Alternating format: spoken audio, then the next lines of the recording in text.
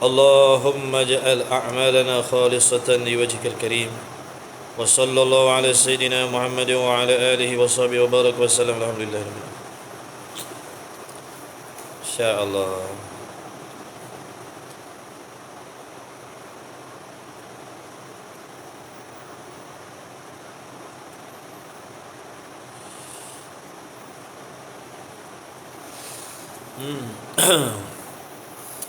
Tolong doakan ni sahabat.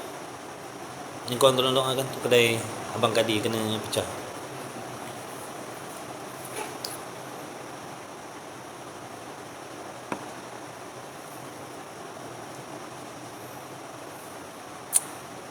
Allah.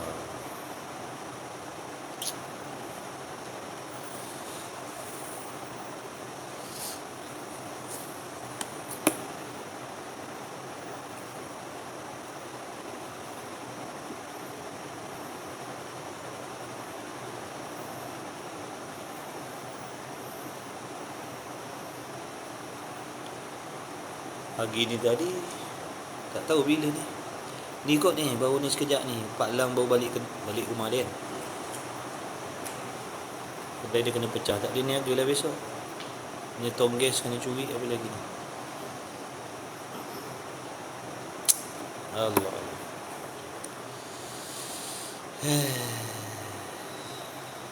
Stop. Baik, insya-Allah sahabat, kitab Risalah Al-Misbahul Munir Kitab Risalah Al-Misbahul Munir, muka surat apa? Waalaikumsalam warahmatullahi. Muka surat apa? Tajuk apa itu? Wadaniyah. Wadaniyah. Sifat yang ke? Sifat yang ke-6. Masalah yang ketiga.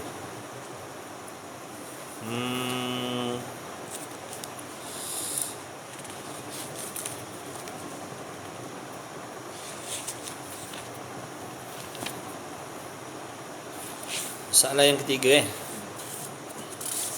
ini sambungan kitab Risalah Al-Misbahul Munir yang di pondok tu yang di pondok tu. Kita sampai baru ni muka surat 48 sahabat. Ni sambungan kitab ni di pondok. Yang ada ikut hari tu tahulah tu. Yang ada ikut hari tu tahulah. Muka surat 48.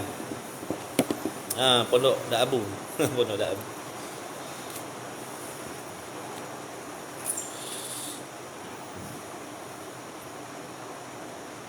Bismillahirrahmanirrahim. Tak nak buang masa. 11.30 nak berhenti. InsyaAllah. Qala al-muallifu rahimahullah ta'ala wa nafa'ana wa iyyakum bi'ulumi fid darain amin ya rabbal alamin. Kita masih lagi di dalam perbahasan sifat yang ke-6, iaitu sifat wahdaniyah. Sekarang ni kita sedang menghuraikan dalil-dalil aqlinya. Kita sedang menghuraikan dalil-dalil aqlinya. Jadi kawan-kawan yang ada ikut minggu lepas, muka surat 48. Muka surat 48.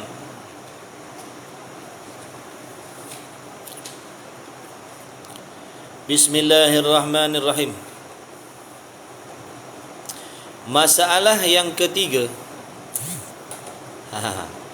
Masalah yang ketiga iaitu kedua-dua Tuhan itu bersetuju pada menjadikan lain-lain makhluk, seperti satu Tuhan menjadikan langit dan yang satu lagi itu pula menjadikan bumi. Jumpa tak sahabat? Ni sahabat-sahabat yang ikut kelas ni hari tu, kelas di pondok tu. Sampai jumpa tak muka surat 48? Dalam bab wahdaniyah gitu. Kita sedang menghuraikan dalil-dalil dia tu. Alhamdulillah. Alhamdulillah. Jangan lupa masalah hari tu Jangan lupa masalah hari tu. Baik, kita ulang balik secara ringkas.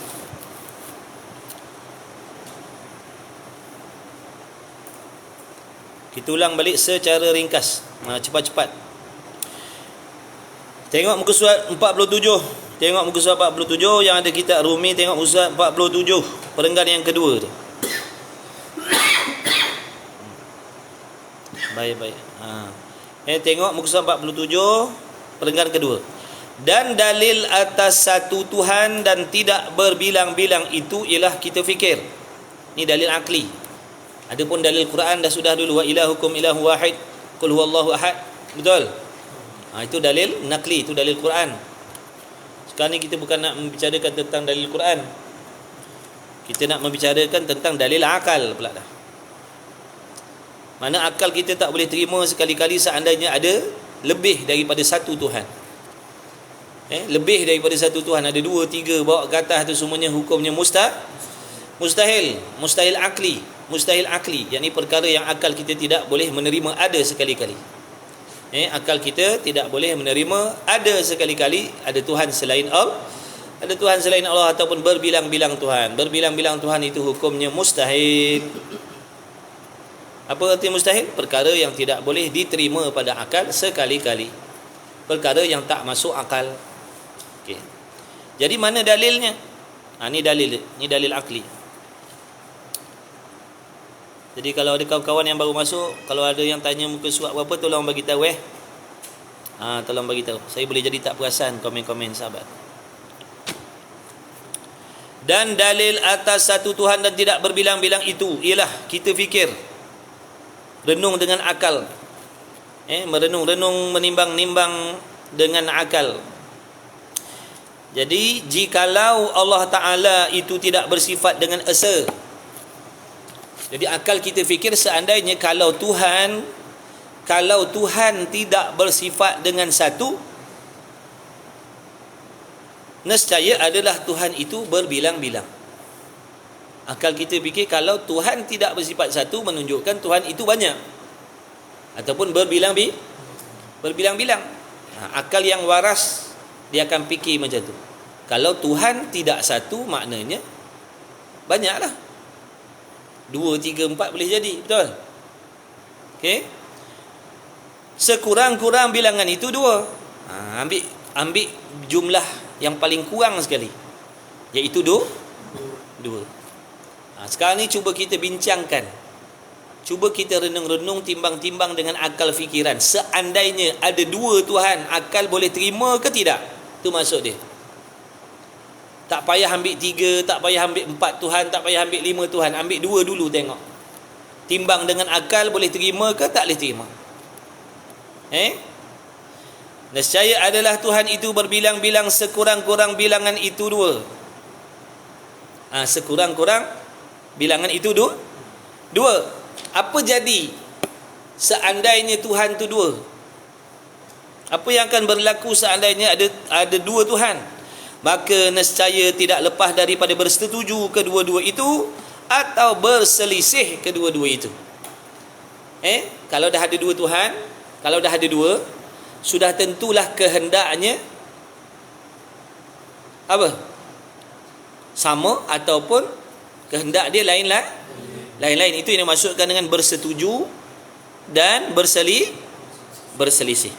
Maka jika bersetuju kedua-dua Tuhan itu pada menjadikan satu makhluk, maka padanya ada 3 masalah. Kita ambil masalah bersetuju dulu. Selesaikan satu-satu. Selesaikan satu-satu. Jadi seandainya ada 2 Tuhan, bila dah ada 2 Tuhan, sudah tentulah tak boleh lari daripada sama kehendak ataupun kehendak lain-lain. Okey, kita ketepikan dulu masalah kehendak lain-lain tu. Kita ambil, kita nak selesaikan dulu masalah kehendak sama. Makna Tuhan nombor 1 dengan Tuhan nombor 2 ni memiliki kehendak yang sama. Ni kita nak bincangkan ni. Boleh terima pada akal ke tak boleh terima? Okey.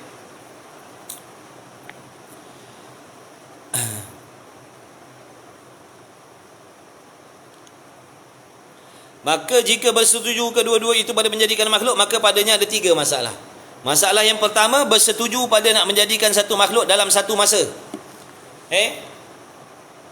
Bersetuju dalam nak menjadikan satu makhluk dalam satu masa.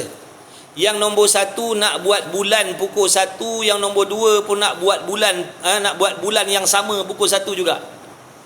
Ini namanya dalil akal. Benda tu bukannya wujud pun, dia suruh timbang dengan akal. Kalau ada dua Tuhan, inilah di antara perkara yang akan boleh jadi berlaku. Seandainya ada dua Tuhan, ini di antara perkara yang boleh berlaku, iaitu memiliki kehendak yang sama ataupun memiliki kehendak yang berbeza. Jadi kita ambil selesaikan dulu masalah kalaulah seandainya dua Tuhan ini memiliki kehendak yang sama. Kalau seandainya dua Tuhan ini memiliki kehendak yang sama, maka di sini ada tiga masalah. Masalah yang pertama iaitu nak menjadikan satu makhluk yang sama dalam masa yang sama. Nak menjadikan satu makhluk yang sama dalam masa yang sama. Yang nombor satu nak buat bulan pukul 1, yang nombor 2 pun nak buat bulan pukul 1 juga. Maka kita dah bincang kadang itu, jawabnya mustahil, membawa kepada lemah kedua-dua Tuhan tadi tu. Membawa kepada lemah kedua-dua Tuhan tadi. Apa maksud lemah kedua-dua? Iaitu tidak lulus kehendak dia. Dua-dua ni kehendak ni takkan jadi. Dua-dua ni kehendak ni takkan berlaku. Jadi nisbah kepada Tuhan, kalau kata kehendak dia tak lulus, itu mustahil. Itu perkara yang tak boleh diterima pada akal. Tuhan apa kehendak dia tak jadi, Tuhan apa kehendak tak lulus. Betul? Yang kita dah tahu, yang kita faham, Tuhan ni bila dia mengkehendaki, bila dia menentukan sesuatu, mesti berlaku, mesti jadi seperti mana yang dia kehendak. Jadi dalam masalah nak menjadikan satu makhluk dalam satu masa, dua Tuhan ni, kedua-dua ni tadi menjadi lemah. Kenapa lemah? Kerana tidak akan berhasil kehendak kedua-dua tadi. Yang nombor satu pun tak boleh nak buat, yang nombor 2 pun tak boleh nak buat makhluk yang namanya bulan tadi tu. Tak boleh buat. Macam mana nak berkongsi satu benda yang tak boleh dikongsi nak buat dua? Contohnya, kita bagi contoh itu apa? Maknanya satu lubang kunci, kita nak masukkan 2 anak kunci serentak. Satu lubang kunci nak masukkan 2 anak kunci serentak. Mustahil lah. Takkan lulus, takkan lepas, takkan telus. Ataupun masalah itu kita buat contoh apa? Ada 2 batang pen nak buat satu titik dalam satu masa yang serentak. 2 batang pen nak buat satu titik dalam satu masa. Tak boleh, tak lulus. Bila tak lulus, namanya lemah. Kemudian akal kita fikir, layakkah sifat lemah ada pada yang namanya Tuhan? Mustahil. Jadi settle dah satu masalah. Jadi akal tak boleh nak terima, nak kata ada dua Tuhan, kerana dalam masalah ni membawa kepada ada sifat lemah pada Tuhan. Tolak satu, tinggal 2. Masalah kedua pula. Masalah kedua pula, iaitu Tuhan itu bersetuju pada nak menjadikan satu makhluk atas jalan dulu dan kemudian. Dua-dua ni memiliki kehendak yang sama, iaitu nak buat bulan. Buat contohlah, nak buat bulan. Yang Tuhan nombor 1 nak buat bulan pukul 10, yang Tuhan nombor 2 nak buat bulan yang sama juga, tapi pada pukul 11. Faham tak? Maka baca. Maka atas jalan dulu kemudian, seperti satu Tuhan nak menjadikan satu makhluk pada jam 10, dan yang satu lagi itu nak menjadikan makhluk itu juga, makna nak menjadikan makhluk yang sama juga pada pukul 11 pula, pada jam 11 pula. Maka yang menjadikan pukul 11 itu dinamakan tahsilul hasil. Yang nombor 2 tu Tuhan yang nak buat, nombor 2 tu yang nak buat bulan pukul 11 tu dipanggil tahsilul hasil. Apa tahsilul hasil? Nak membuat benda yang dah ada, nak membuat benda yang dah siap. Boleh tak nak buat benda yang dah siap? Akal kita boleh fikir tak? Boleh terima tak nak buat benda yang dah siap? Tak boleh. Ni bangunan ni dah siap belum? Masjid kita ni dah siap belum? Nak buat lagi sekali masjid yang sama, boleh tak? Tak boleh. Kalau nak buat masjid yang lain, ataupun nak tokok tambah tu tak apa, tapi nak buat balik masjid yang sama, itu mustahil. Dipanggil tahsilul hasil. Dipanggil tahsilul hasil. InsyaAllah sahabat, boleh tak sahabat yang ikut hari tu mungkin yang ikut minggu lepas tu mungkin tahu dekat mana. Cuba komen sikit. Siapa yang ada ikut hari tu? Cuba angkat tangan. Cuba angkat tangan. Cuba komen. Siapa ada ikut minggu lepas? Cuba jawab sikit.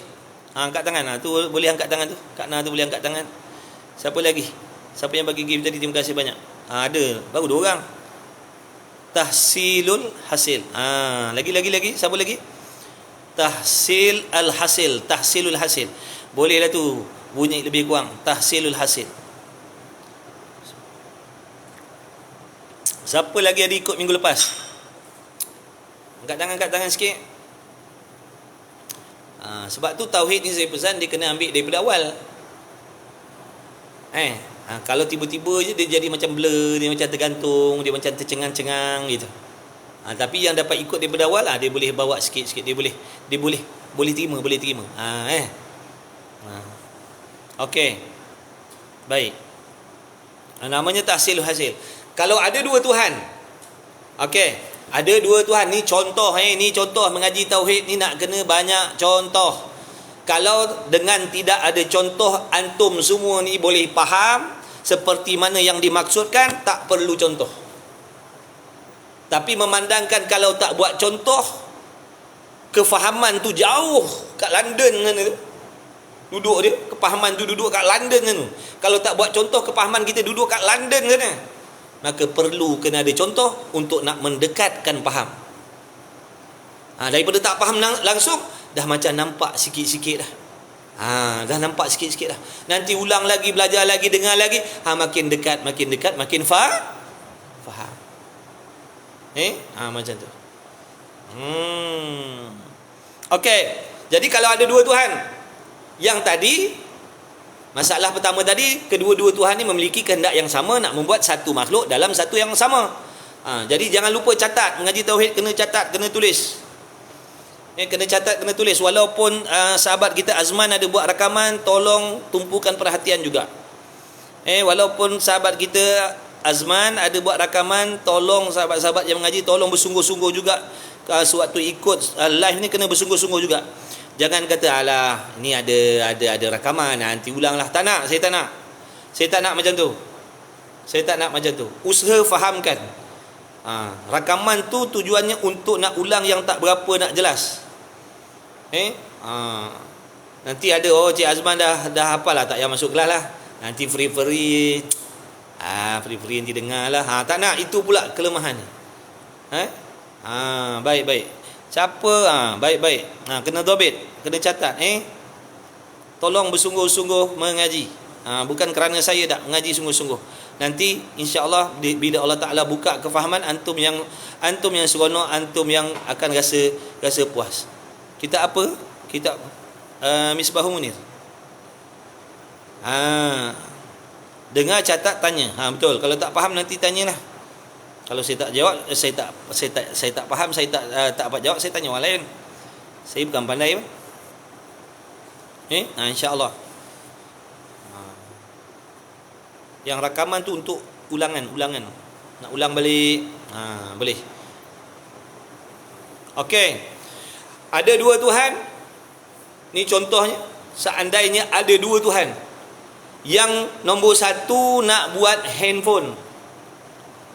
Yang nombor 2 pun nak buat handphone ni juga. Tapi yang nombor 1 nak buat handphone ni pukul 10. Yang nombor 2, Tuhan yang nombor 2 nak buat handphone ni juga. Handphone yang sama. Faham betul-betul ni? Bukan nak buat handphone lain nak buat handphone ni juga. Yang nak buat yang ni juga. Yang pertama tadi nak buat yang ni pukul 10. Yang nombor 2 nak buat yang ni juga tapi pukul 11 dulu kemudian. Nampak tak tu? Maka yang pertama, daripada tak ada handphone, dia pun jadikanlah cipta kalau ada handphone dah ada handphone ni. Yang nombor 2 tadi belum pukul 11 lagi. Ni baru pukul 10. Dari pukul 10 nombor 1 buat handphone ni. Daripada tak ada kepada ada dah. Kemudian yang nombor 2 ni pula nak buat lagi sekali handphone ni. Yang nombor 2 tadi nak buat juga handphone ni, nak buat lagi sekali. Pukul 11 dia nak buat balik handphone yang sama. Maka dipanggil tahsilul hasil.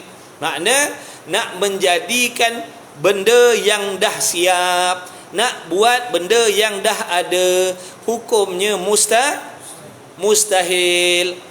Jadi Tuhan yang nombor 2 ni tadi, dia punya kehendak lulus ke tak lulus? Sahabat, jawab sikit sahabat. Tuhan yang nombor 2 kehendak dia lulus ke tak lulus? Tak lulus. Tak lulus. Betul. Tak lulus, betul. Tak lulus. Sebab apa tak lulus? Dipanggil tahsilul hasil. Dengan makna nak membuat benda yang dah ada. Nak buat benda yang dah ada. Jadi Tuhan yang nombor 2 tadi tidak lulus kehendaknya. Bila tak lulus kehendaknya, lemah tak Tuhan tadi tu? Boleh tak akal kita terima ada lemah pada Tuhan? Jadi settle masalah yang kedua. Jadi dalil ni, masalah yang kedua ni pun menjadi dalil bahawasanya akal kita tak boleh terima bahawasanya ada Tuhan lebih daripada satu. Akal kita tak boleh terima. Nak kata ada Tuhan lebih daripada satu, nak kata Tuhan ada 2, 3, 4, akal tak boleh terima. Mana dalilnya tadi tu? Itulah dalilnya, itulah buktinya. Membawa kepada ada lemah pada Tuhan. Mana boleh? Mana akal kita boleh terima membawa kepada Tuhan tu ada lemah? Lemah tu sifat mustahil bagi Tuhan. Mana boleh ada lemah pada Tuhan? Kalau lemah pada kita makhluk, itu dah memang patut. Ini kita sedang membicarakan sifat Tuhan. Bila kehendak Tuhan tu tak jadi, kehendak Tuhan tu tak lulus, tu namanya lemah. Lemah pada Tuhan ni akal boleh terima ke tidak? Tak boleh. Mustahil. Maka tertolaklah fahaman yang mengatakan ada 2 Tuhan ataupun 3 ataupun lebih. Okey, itu masalah yang kedua. Masalah yang ketiga, ni hari ni baru masuk balik. Hari ni baru. Tu tadi ulangan, tu ulang kaji. Tu ulang kaji. Baru masuk ni. Masalah yang ketiga, iaitu kedua-dua Tuhan itu bersetuju pada menjadikan lain-lain makhluk. Jadi kalau yang ada kitab, tolong orang putih cakap apa, highlight kan, highlight kan perkataan-perkataan yang penting tu. Masalah yang ketiga, iaitu kedua-dua Tuhan itu bersetuju. Highlight kan bersetuju nak menjadikan lain-lain makhluk. Biar kita nampak poin-poin yang nak dibincang tu. Masalah yang ketiga ni, ada 2 Tuhan, tapi memiliki apa tu? Bersetuju nak menjadikan, bersetuju pada nak menjadikan lain-lain makhluk. Ini bukan nak menjadikan bukan nak menjadikan makhluk yang sama, nak menjadikan lain-lain makhluk. Faham tak? Seperti satu Tuhan ataupun Tuhan yang pertama menjadikan langit. Boleh? Dan yang satu lagi itu pula, makna Tuhan yang nombor 2 itu pula, dia kehendak nak menjadikan bumi. Nampak tak masalah dia? Sahabat, makhluk yang berbeza. Nampak tak? Bersetuju nak jadikan lain-lain makhluk. Betul? Semangatlah sahabat-sahabat ni mengaji. Bagus. Barakallahu fiikum. Bagus. Kalian mengaji bersungguh, kalian yang untung. Kalian yang faham, kalian yang untung. Ibadat kalian yang akan menjadi semakin baik. Akidah kalian yang jadi semakin mantap. Ngaji sungguh-sungguh. Jangan kerana saya. Ngaji kerana Allah. Nak baiki ibadat kita. Persiapan kita nak mati 2, 3, 4 hari lagi ni. Ngaji sungguh-sungguh. Tak faham tak apa, jangan putus asa, nanti ngaji lagi, ulang lagi.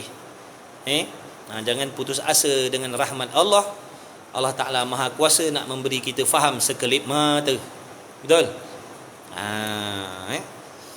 Okey, bersetuju nak menjadikan lain-lain makhluk. Kita apa, muka surat berapa kitab Misbahul Munir? Muka surat 48.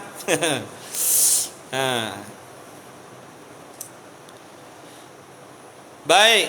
Jadi yang nombor satu tadi nak buat apa? Langit. Kita ada 30 minit lagi. Tuhan yang kedua nak buat bumi. Maka kedua-dua Tuhan itu lemah kedua-dua. Jadi lemah juga kedua-dua. Dalam masalah ketiga ni membawa kepada ada juga kelemahan pada kedua-dua Tuhan ni tadi. Cuba kita tengok lagi. Dia punya jalan cerita je, jalan dalil. Kerana Tuhan yang membuat langit sudah tidak boleh hendak menjadikan bumi, kerana bumi itu sudah ada ataupun bumi itu telah ada, dijadikan oleh Tuhan yang nombor satu. Boleh tak sahabat? Faham tak ni masalah ketiga ni? Yang ada kitab, tengok kitab. Sebab tu suruh beli kitab, suruh tengok. Nampak tak masalah ni? Yang nombor satu nak buat langit, yang nombor dua nak buat bumi. Jadi yang nak buat langit, dia buatlah langit. Daripada tak ada langit, ada langit. Yang nak buat bumi, dia buat bumi. Daripada tak ada bumi, dah ada bumi. Jadi sekarang ni Tuhan langit lain, Tuhan bumi lain. Nampak tak? Empunya langit lain, empunya bumi lain. Sedangkan kedua-dua ni dipanggil Tuhan. Okey, soalannya, adakah Tuhan yang dah menjadikan langit tadi boleh nak menjadikan bumi? Tak boleh, sebab bumi dah ada, dijadikan oleh yang satu lagi. Tuhan yang dah jadikan bumi tadi boleh tak nak jadikan langit? Tak boleh nak jadikan langit, kerana langit dah dijadikan oleh yang satu lagi. Sama juga masalah dia nanti dipanggil tahsilul hasil. Macam mana nak buat langit yang nombor satu dah buat dah? Macam mana nak buat bumi kerana yang nombor dua dah buat bumi dah? Itu satu lemah dah. Sebab tak lulus kehendak sebagai Tuhan. Tuhan kehendak mesti lulus. Dan satu lagi, membawa kepada tidak meratai pentadbiran Tuhan tadi tu. Tidak menyeluruh pentadbiran Tuhan tadi. Yakni yang Tuhan langit bukan Tuhan bumi, yang Tuhan bumi bukan Tuhan langit. Nampak tak? Faham tak maksud Tuhan tu apa? Tuhan ni tuan. Tuhan makna ni tuan. Ada ulama tafsirkan Tuhan ni dengan makna tuan, empunya. Jadi tuan langit, empunya langit. Tuan bumi, empunya bumi. Jadi tak bolehlah kita nak katakan dia mentadbir sekalian alam. Sedangkan Tuhan ni dia mestilah mentadbir semua. Dia mesti mentadbir menyeluruh. Kalau takbir separuh maknanya dia tidak hebat. Kalau dia hanya boleh takbir separuh perkara lain dia tak boleh nak takbir, itu menunjukkan dia tak sempurna. Boleh tak akal kita terima ada sifat tak sempurna pada Tuhan? Tak boleh terima. Mustahil. Boleh tak? Ini dalil akli. Tak boleh terima. Betul tu Abah selembar daun. Abah selembar daun, sedap nama. Tuhan tu ada dua pencipta, mustahil boleh terima. Tak boleh. Kan? Lagi satu sebab bila dah Tuhan langit, Tuhan bumi, Tuhan bumi. Yang bumi tak boleh nak buat langit, yang bumi tak boleh nak tadbir langit, yang buat langit tak boleh nak tadbir bumi. Jadi lemahlah. Tuhan apa lemah? Tuhan apa pentadbiran ni tak menyeluruh? Ada tempat kawasan-kawasan tertentu, ada don-don tertentu pula dah. Ada don-don tertentu pula dah. Tuhan ni dia wajib, sifat Tuhan ni dia maha hebat, dia maha berkuasa, dia mentadbir segala-galanya di bawah pentadbiran dia. Tiba-tiba ada pula yang Tuhan ni boleh takbir sini, sakat tu je, lebih daripada tu tak boleh takbir dah, sebab orang lain punya pula dah. Jadi pada akal kita mengatakan mustahil. Ini kalau masalah ada dua Tuhan. Ini masalah kalau ada dua Tuhan. Kalau ada tiga, macam masing-masing berkuasa ni, masing-masing ada kehendak ni. Kalau ada tiga Tuhan macam ni tadi, dua Tuhan pun akal dah tak boleh terima dah.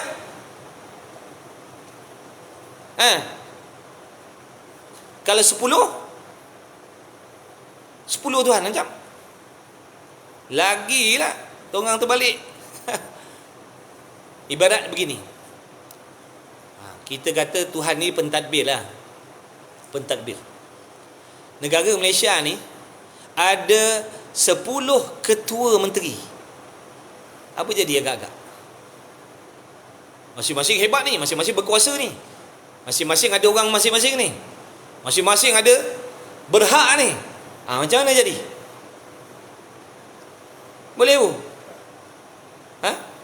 Negara Malaysia ni ada 10 ketua menteri. Semua pangkatnya sama, semua jawatannya sama, semua kedudukannya sama, semua tugasnya sama. Macam jadi. Bercekau tak? Tunggang terbalik tak jadi? Tunggang terbalik lah. Abu jalan kaki ke atas. Kacau bilau lah. Abu biru jadi dia. Nampak tak? Itu perbandingan. Sedangkan dalil Quran, dalil yakin dah ada dah. Faham tak? Cuma faedah dalil akli ni kita nak menceritakan seandainya kepada orang yang memang dia tak percaya dengan ayat Quran. Tapi kalau kita suruh dia berfikir secara perlahan-lahan, secara teliti, dia boleh faham masalah ni.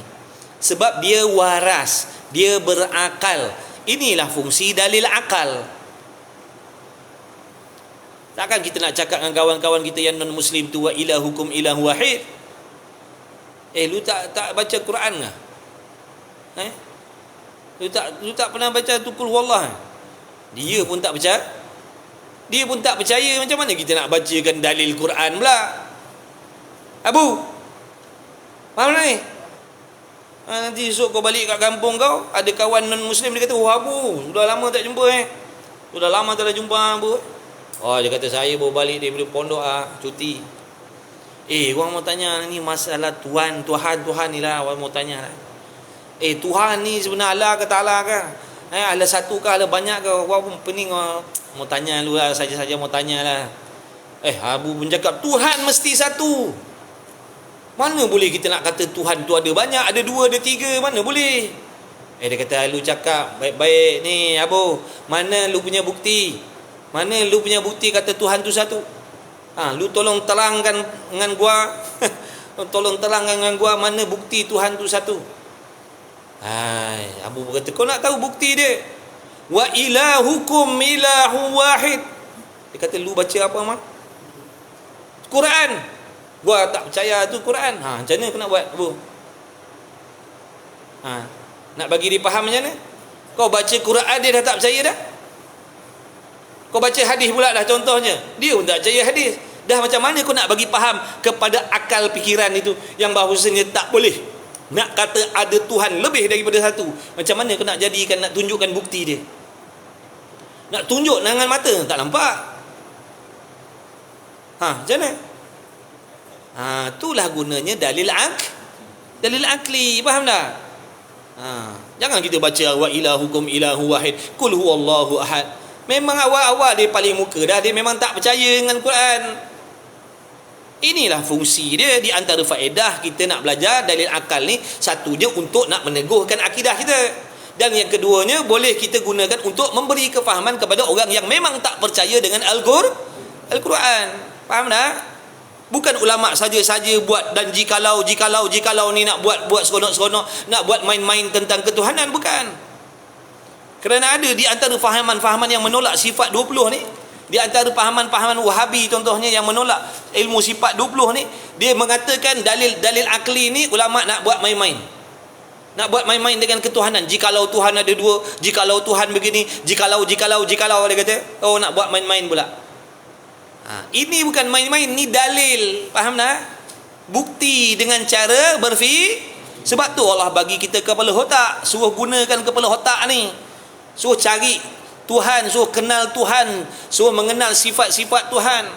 Itulah fungsinya akal, menimbang patut ataupun tak patut. Nak dikatakan di dalam alam ni ada 2, 3, 4, 5, 6 Tuhan. Akal menghukumkan patut ke tak patut ada Tuhan yang banyak. Inilah fungsi dalilnya. Bila kita dah tengok dalil tadi, dah kaji dengan akal, jikalau Tuhan ada 2, tak payah kalau Tuhan ada 10, ambil 2 dulu. Jadi kita dah kaji, dah timbang dengan akal kalau Tuhan ada dua, masalahnya begini, kemudian kita dapat natijahnya, jawapannya, menimbulkan sifat lemah, menjadikan lemah pula, ada sifat lemah pada Tuhan. Seandainya masalahnya begini, maka akal tak boleh terima. Itulah fungsinya. Bukan nak buat main-main. Sahabat, faham tak ni? Bukan marah tak? Nasihat. Sebab puak-puak Wahabi ni dia saja nak menghasut masyarakat, jangan belajar sifat 20 ni, kerana sifat 20 ni banyak main jikalau nak buat main-main dengan Tuhan, jikalau. Sabar je lah. Ni bukan main-main, ni dalil, ni ilmu. Dalil tu bukti. Kalau akal ni tak boleh digunakan, apa faedah? Bukankah dalam Quran Allah Ta'ala selalu sebut, adakah kamu tak berakal? Adakah kamu tak berakal? Afala ta'qilun? Betul? Itulah sebabnya Allah suruh guna akal dalam ibadat, dalam nak mengenal Tuhan, dalam nak memahami akidah. Itulah dalil akli tadi. Fungsi dia untuk menimbang supaya dapat jawapan. Sebab tu kena belajar hukum akal dulu. Sebab tu hukum akal tu penting belajar dulu. Wajib akli, mustahil akli, harus akli tu kena faham dulu. Okey, terus.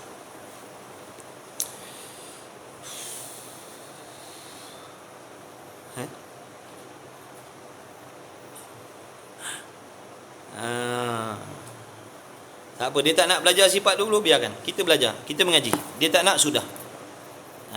Kita lebih baik kita tumpukan perhatian kita pada pelajaran kita, pada pengajian akidah kita ni.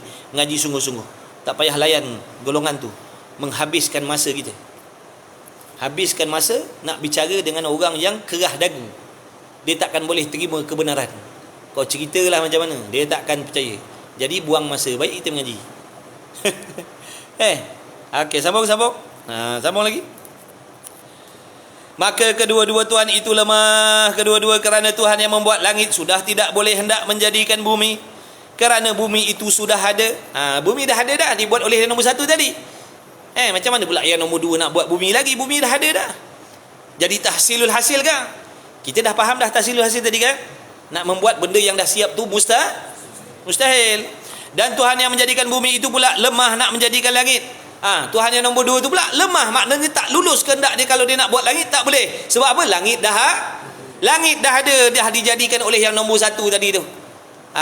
Kalau nak jadikan juga dipanggil tahsilul hasil. Kerana langit itu sudah ada, bererti Tuhan yang menjadikan langit itu bukan Tuhan bumi. Maksudnya Tuhan yang menjadikan langit itu bukan pentadbir, bukan pemilik bumi. Faham tak tu? Dan Tuhan bumi itu bukan Tuhan langit. Tuhan yang menjadikan bumi itu bukan pemilik langit, kerana langit itu dijadikan oleh Tuhan yang nombor satu lagi. Yang nombor satu tu. Faham tak? Maka kedua-dua itu lemah. Lemahlah kedua-dua tu. Sebab tak hasilkan dah. Nak buat langit tak boleh dah siap. Nak buat bumi tak boleh dah nak siap. Kalau nak buat bumi yang lain boleh dah.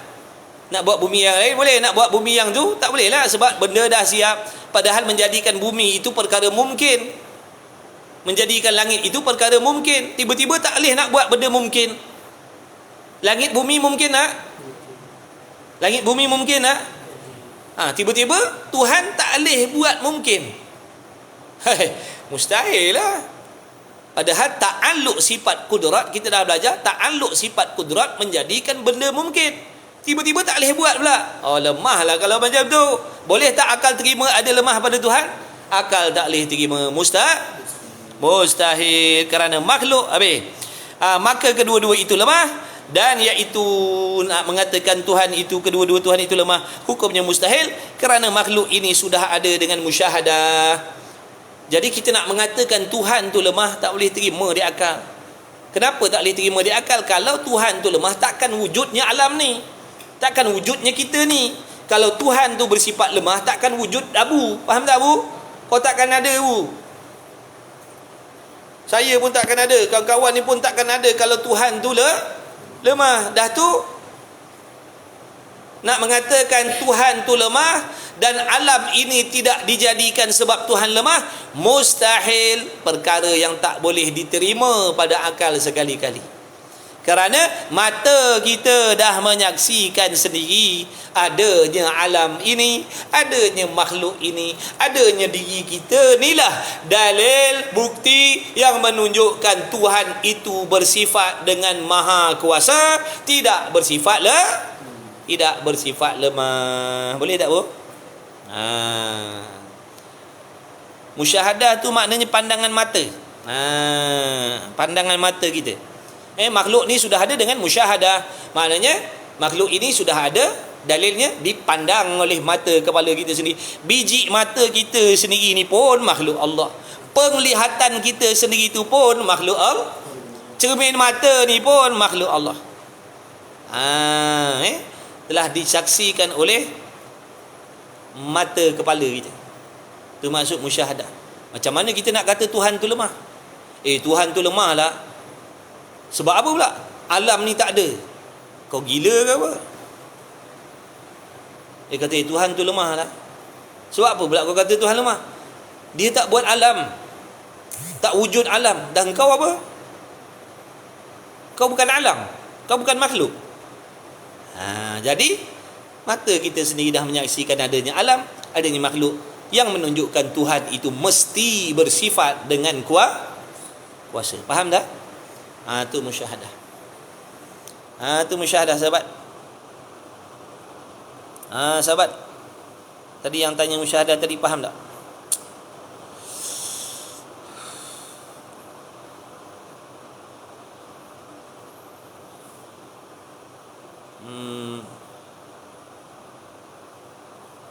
Kelah lepas Ustaz kata kerusi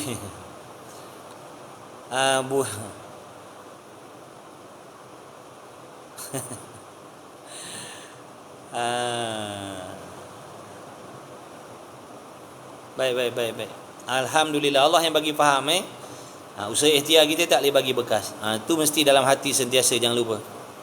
Kalau kita perasan usaha ikhtiar kita yang bagi faham, nanti sengih-sengih nanti sengih-sengih, lubang hidung kembang, timbul penyakit ujub, perasan. Orang yang ada penyakit ujub ni sebab dia perasan usaha ikhtiar dia lah yang menjadikan dia pandai. Usaha ikhtiar dia lah yang menjadikan dia faham. Sebab tu timbul ujub dalam diri, kagum dengan diri dia sendiri. Padahal usaha ikhtiar dia tu sendiri makhluk ciptaan Allah. Nak beli macam mana kitab tu, Ustaz? Ini soalan yang kita tunggu-tunggu. Tengok dekat saya punya VTT, sahabat. Abewi. Nanti Abewi buka kita punya TikTok. Nanti nanti Abewi buka kat kita punya TikTok, tengok scroll tu, nanti jumpa back iklan kita kitab tu. Nanti cuba tengok situ kitab, ataupun pergi dekat kita punya TikTok shop, ada scroll nanti carilah. Azman, tolong Azman. Azman. Pin kan ni?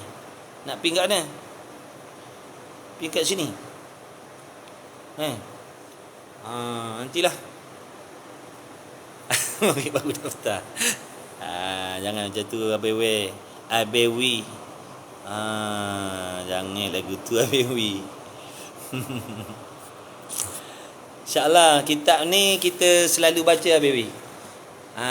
Azman ada 2 orang ikutlah mana-mana Azman lah. Kitab yang sold out tu hari tu dah restock ke, Ustaz? Tu saya tak pastilah pula. Allah, tak ada nak kontak saya lah. Cari video tu dalam pin kan. Video tu akan berada di atas sekali. Baik. Saya baru belajar lah. Tahsilul hasil tu apa? Tahsilul hasil tu makna nak membuat benda yang dah siap. Letak beg kuning. Tadi tak ada nak letak beg kuning. Tahsilul hasil tu makna membuat benda yang dah ada. Nak buat benda yang dah ada. Contoh macam kita kan. Macam kita ni, mak Ustaz orang Melaka ke? Saya orang Melaka, bang. Abah selamba. Abah selembar daun. Tahsilul hasil ni contoh. Kita sekarang ni, mak dah lahirkan kita belum? Mak kita dah lahirkan kita belum? Dah. Kita boleh tak nak suruh mak kita lahirkan kita lagi sekali? Kata, besok balik kampung, Abu. Mak, ada satu permintaan lah, Mak. Boleh dah, Mak? Tolonglah, Mak. Ni sempena. Abu balik cuti ni. Ni minta sangat-sangat ya, Mak. Mak, tolonglah lahirkan saya lagi sekali. Mana boleh nak lahirkan lagi sekali? Kalau nak lahirkan lagi sekali, nak lahirkan tu adik si Abu, faham? Nak lahirkan Abu lagi sekali tak boleh. Sebab benda dah ada. Benda dah jadi dah.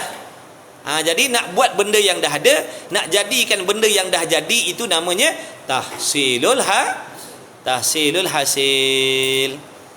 Macam kartun pula nak suruh beranak balik. Itulah kartun lah. Nak suruh beranak balik. Itu namanya tahsilul hasil. Baru 2 kali masuk live Ustaz, alhamdulillah. Saya bukan Ustaz bang. Saya geng-geng TikTok ni. TikTokers. Saya bukan Ustaz bang. Panggil Mamat TikTok ke apa tak kisah, saya tak peduli. Insya-Allah. Saya orang Melaka bang, duduk di tanah. Abang duduk mana? Abang Selamba. Selembar. Nanti insya-Allah. Lepas ni saya pin kan. Pin besar, pin kecil saya letakkan nanti. Jangan tak beli.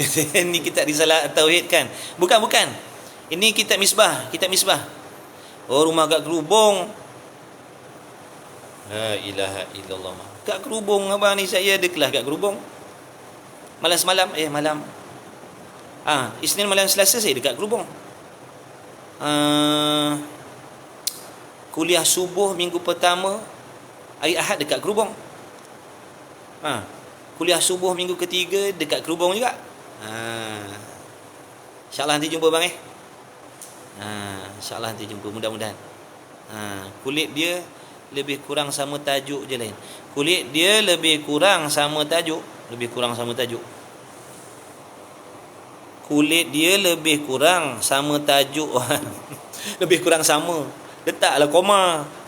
Ni bahaya baca kitab tak berhenti tak tentu tempat ni. Kulit dia lebih kurang sama tajuk je lain. Baca kitab apa, kitab turah ni, kalau salah tempat berhenti, kau pening masalah.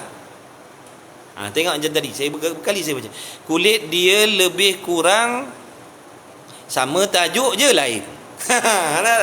Berhenti tak kena tempat, lagi masalah. Yang betulnya, kulit dia lebih kurang sama, tajuk je lain. Baru betul. Faham tak?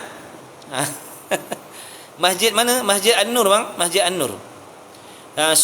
Surau yang dekat Taman Kerubong tu minggu ketiga. Minggu pertama. Minggu pertama subuh, hari Ahad. Minggu ketiga Ahad dekat Masjid An-Nur. Sabtu Ahad lepas.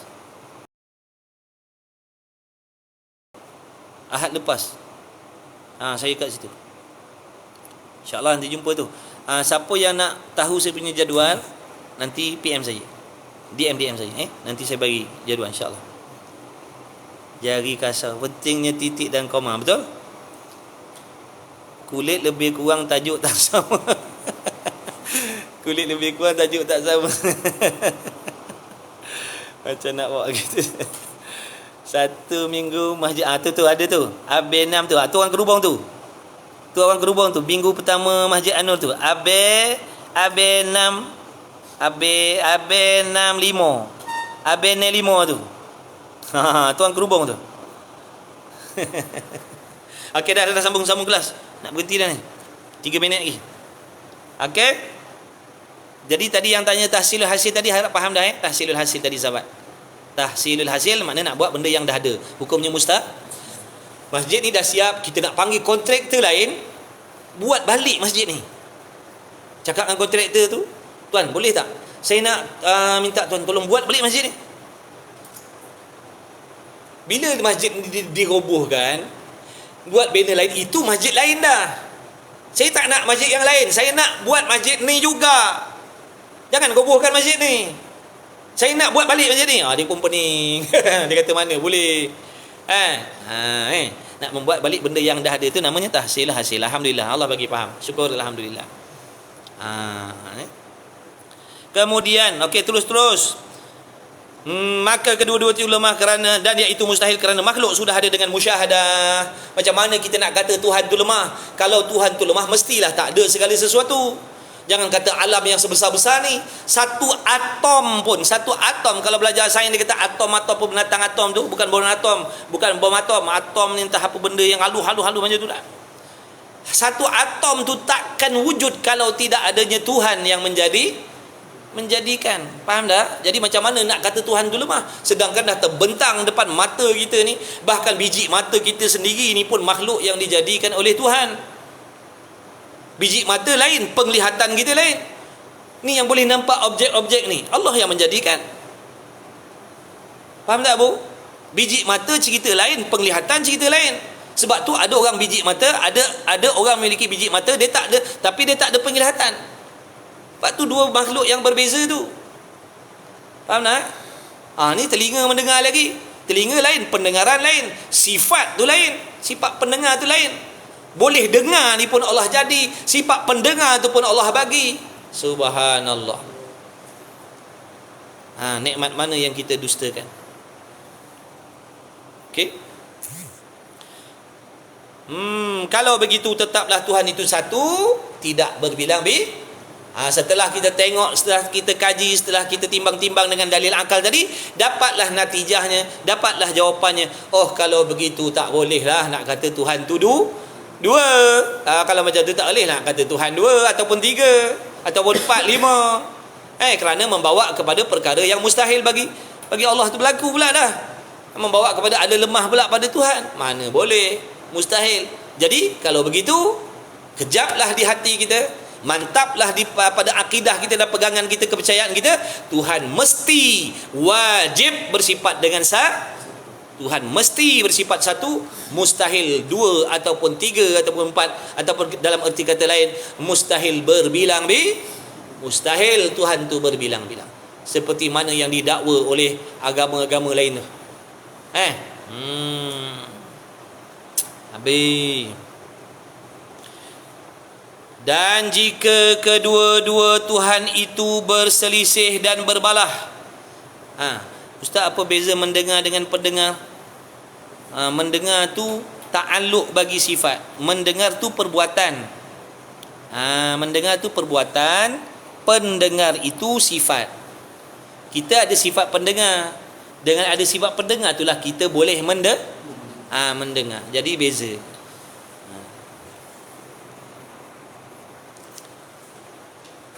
Baik, dan jika kedua, mana tadi? Dan jika kedua-dua, baca lagi sikit lagi. Dan jika kedua-dua itu berselisih dan berbalah, satunya, apa maksud berselisih dan berbalah? Waalaikumsalam warahmatullahi Burhan Zaid. Apa maksud kedua-dua Tuhan itu berselisih dan berbalah? Kehendak lainlah. Tadi masalah kehendak sama dah settle dah Bu. Kehendak sama dah settle lah. Ada 3 masalah tu kan. Dah settle dah, habis dah. Kalau lupa tengok balik masalah tu, tengok balik kitab tu, tengok balik. Sekarang ni kita nak uraikan masalah yang kedua pula, iaitu kedua-dua Tuhan tadi memiliki kehendak yang berbeza. Dan jika kedua-dua Tuhan itu berselisih dan berbalah tu maknanya kehendak lain-lain. Satunya hendak menjadikan satu makhluk seperti langit, dan satu lagi itu pula hendak membinasakan langit itu, maka padanya 2 masalah. Akal kita ni boleh diputar belit oleh syaitan. Setan boleh bisik macam-macam kat kepala otak kita ni.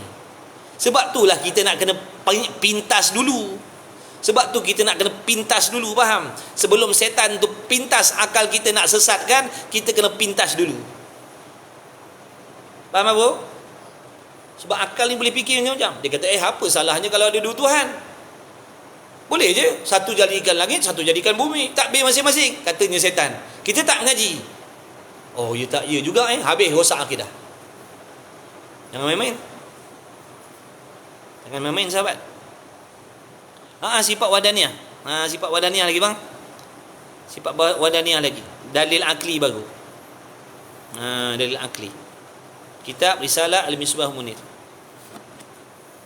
Jangan main-main tau. Syaitan ni dia boleh rosakkan akal kita. Sebab tu akal ni kena jaga dengan akidah, jaga dengan ilmu syariat, jaga dengan ilmu akidah. Kalau tak nanti akal kita disesatkan. Contoh mana? Ada akal-akal manusia yang boleh terima ada banyak Tuhan. Akalnya boleh terima kalau banyak Tuhan, dia kata apa masalah? Banyak Tuhan. Takbirlah masing-masing. Dipikir macam tu. Tu peranan mengaji sifat 20 ni. Ingat ulama buat main-main ni dengan ilmu sifat 20 ni.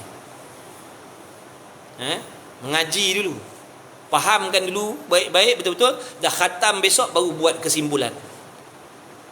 Jangan belum mengaji, belum belajar, belum faham, bila dengar orang kata ngaji sifat 20 bid'ah, tak bagus, tak baik, kita pun terus ikut je. Ngaji dulu, tengok. Apa perbezaan dia dengan tak ngaji? Sebab tu orang-orang ngaji sifat 20 ni orang pilihan. Beruntunglah orang-orang yang Allah pilih. Akhir zaman ni tak ramai orang mengaji sifat 20 ni dah. Dah nak kiamat dah. Makin nak kiamat, makin ramai yang memiliki akidah yang sesat. Kita nak duduk ke dalam kumpulan yang sesat tu? Banyak yang sesat, sedikit yang betul. Jadi kalau kita tak ambil berat, tak peduli, tak risau, tak bimbang, tak mustahil. Kalau tak kita, anak bini kita. Kalau tak anak bini kita, keturunan kita besok yang disesatkan. Itu kita kena mengaji sungguh. Ini kali kedua saya dengar. Ini kali kedua saya dengar dengan istilah pendengar. Biasa dengar dengan istilah mendengar. Mendengar tu makna masdari. Pendengar tu makna ismi. Dua-dua tu betul. Dua-dua tu betul. Cuma diterjemahkan dengan istilah pendengar tu nak halusi lagi, supaya tidak keliru. Kalau kita buat ayat begini, saya mendengar menggunakan deria mendengar, tak kena ayat tu. Saya mendengar menggunakan deria pendengar. Nampak tak? Saya menggunakan deria pendengar untuk mendengar. Kalau kita buat ayat macam ni, saya menggunakan deria mendengar untuk saya mendengar. Orang pun jadi keliru macam tu. Kan? Nampak tak beza bu? Melempang dengan pelempang kau boleh beza tak bu? Boleh? Tahu beza dia? Melempang dengan pelempang, kau nak beza tak? Nak rasa? Sian nak bu. Tak nak bagi beza tu. Pelempang tu alat, melempang tu perbuat. Takkan saya nak kata saya telah melempang si Abu menggunakan melempang.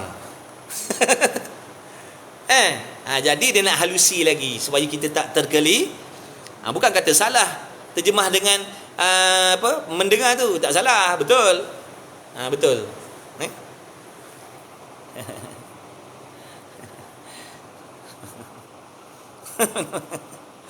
Siang nak bu. Ramai kesiangan kau bu. Alat dan perbuatan ataupun sifat-sifat. Pendengar tu sifat. Pendengar tu sifat, mendengar tu perbuatan. Dulu belajar masa kecil baru ikutlah. Ya ke, tak apa, alhamdulillah. Luqman. Mana ada Luqman? Mana ada Luqman? Luqman ada. Oh, ada Luqman lah. Ada orang tanya kau Luqman. Waalaikumsalam warahmatullahi.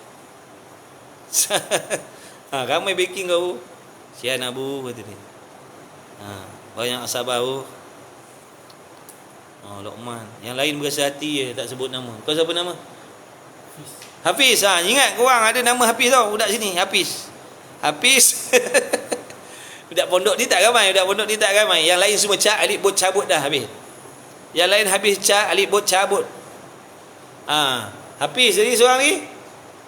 Luqman. Luqman ada ni siapa? Pian. Sian Pian. Orang tak sebut nama dia. Sian dia. Pian. Sofian. Ni seorang lagi. Azrai. Tu yang Azrai tu pelakon cerita apa bawa scrambler tu. Azrai. Kau siapa nama? Naufal. Jelas mendengar dan pendengar bagi makhluk. Bagi Tuhan bagaimana contohnya Ustaz? Jelas mendengar dan pendengar bagi makhluk. Bagi Tuhan bagaimana contohnya? Allah Ta'ala memiliki sifat pendengar. Nama sifat sama. Nama sifat tu sama. Tapi dia punya ta'aluk dia tak sama. Maksud mendengar kita manusia, maksud kita mendengar dengan menadah telinga, menggunakan alat, menggunakan saraf-saraf dan sebagainya. Itu mendengar kita makhluk, tadah telinga. Adapun mendengar Allah dengan makna apa? Nyata perkara yang wujud itu pada sifat pendengar Allah.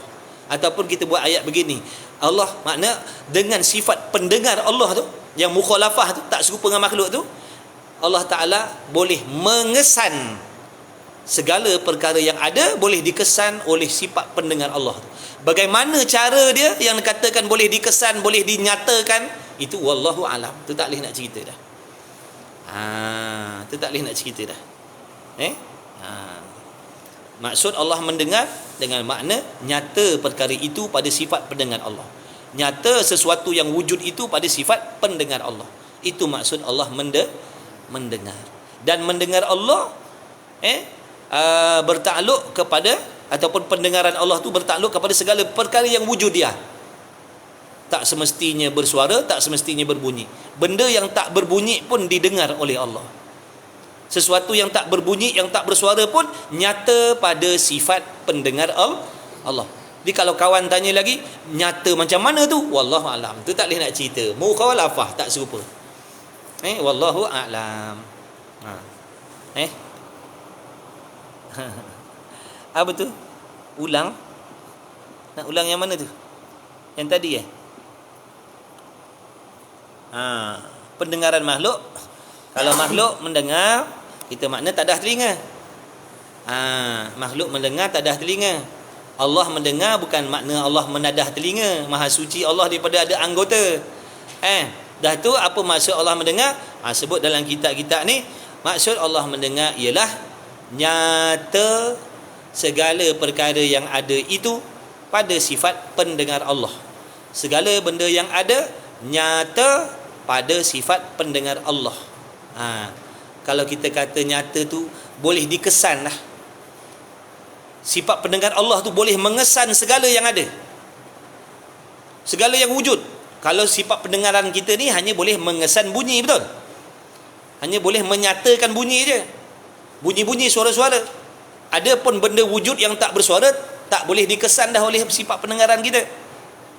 Adapun sifat pendengar Allah, tak peduli berbunyi, tak berbunyi, bersuara, tak bersuara, asalkan benda itu wujud, semuanya didengar oleh Allah, dengan makna semuanya nyata pada sifat pendengar Allah. Wallahu a'lam. Nak kecek lebih-lebih tak pandai dah. Kita ngaji sekat tu. Lambat masuk kelas. Tak apa.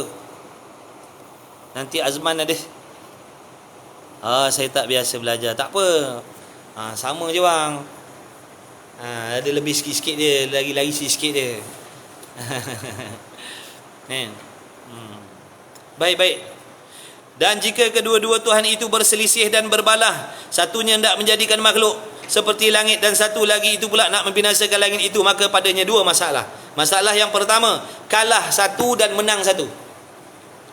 Kalah satu, menang satu. Apa maksud kalah satu? Tidak lulus kehendak. Itu maksud kalah tu. Kalah satu maknanya tak lulus kehendak, dan menang satu, dan satu lagi kehendaknya lulus. Seperti satunya hendak menjadikan langit. Kita baca perlahan, tak payah laju-laju.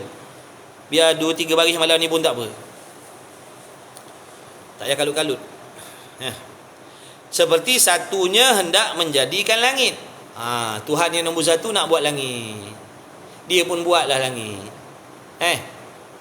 Dan yang satu lagi hendak meniadakan langit itu. Yang nombor dua pula dia tak kehendak nak jadikan langit. Yang nombor satu nak jadikan langit, yang nombor dua tak kehendak nak jadikan langit. Tengok. Tu yang dikatakan berbalah tadi tu. Faham tak, Bu? Luqman. Ente sebab ente habis. Siapa nama kau? Aku dah pesan pakai name tag, aku ni pelupa. Pian. Ni Azrai. Tu cerita tu, buat scrambler tu. Ni apa tadi? Naufal. Tu masuk berbalah tu. Yang nombor 1 nak buat langit, yang nombor 2 nak meniadakan langit. Apa jadi ni? Ni baru 2 Tuhan tau. Kalau 10 jam, tak jadi hancur lebur semua ni. Sebab tu Allah Ta'ala firman dalam Quran sana, seandainya ada Tuhan yang lain dalam menjadikan alam ni, saya rosak binasa. Seandainya ada Tuhan selain daripada Allah dalam menciptakan alam ni, saya rosak binasa alam ni. Apa maksud rosak binasa? Membawa kepada takkan wujudnya alam ni kalau ada Tuhan yang lain selain daripada Allah.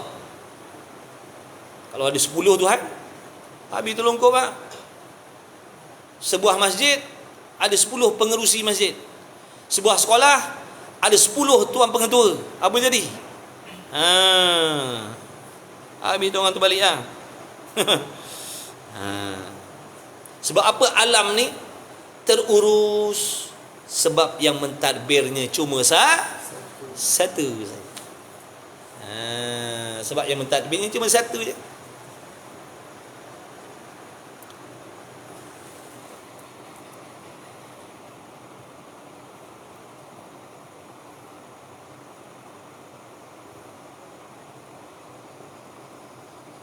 Amin ya Rabb.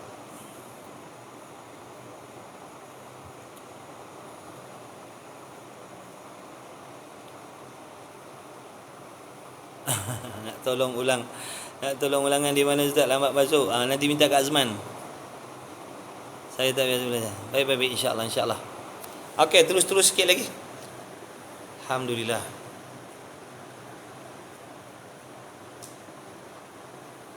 Okey. Jadi pada masalah berbalah ni terbagi kepada 2 masalah. Dulu masalah sama kehendak terbagi kepada 3 masalah, betul? Masalah sama-sama kehendak dulu, yang nombor 1 pun ada kehendak yang sama, yang nombor 2 pun kehendak yang sama, itu tercabang 3 masalah. Dah settle lah, kita huraikan. Alhamdulillah. Ni masalah baru pula. Masalah ni kedua-dua ni memiliki lain-lain kehendak, berbalah, tak sama. Yang satu nak buat, yang satu tak nak buat. Padahal kedua-dua ni dipanggil Tuhan. Kita dah faham dah tadi Tuhan tu apa? Kehendak mesti lurus. Tak ada siapa yang boleh menegah. Nampak tak ada? Kehendak dia takkan terhalang. Kalah satu dan menang satu. Apa maksud kalah satu? Kalah satu menang satu dengan mana satunya kehendak tak lulus, satunya kehendak lulus. Seperti satunya hendak menjadikan langit dan satu lagi hendak meniadakan langit itu. Maka yang hendak menjadikan langit itu dapatlah ia menjadikan langit.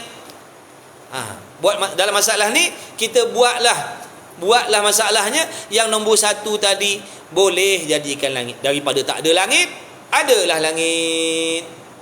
Faham tak tu apa? Dan yang hendak meniadakan langit tadi, yang nombor 2 tu, yang tak setuju tu, tak dapat ia nak meniadakan langit. Dia nak membinasakan langit yang dah dibuat oleh yang nombor 1 tadi, tak boleh dia. Sebab apa? Kerana dikawal ketat. Kerana sangat ketat dikawal, maknanya sangat sempurna ditadbir akan langit tadi tu.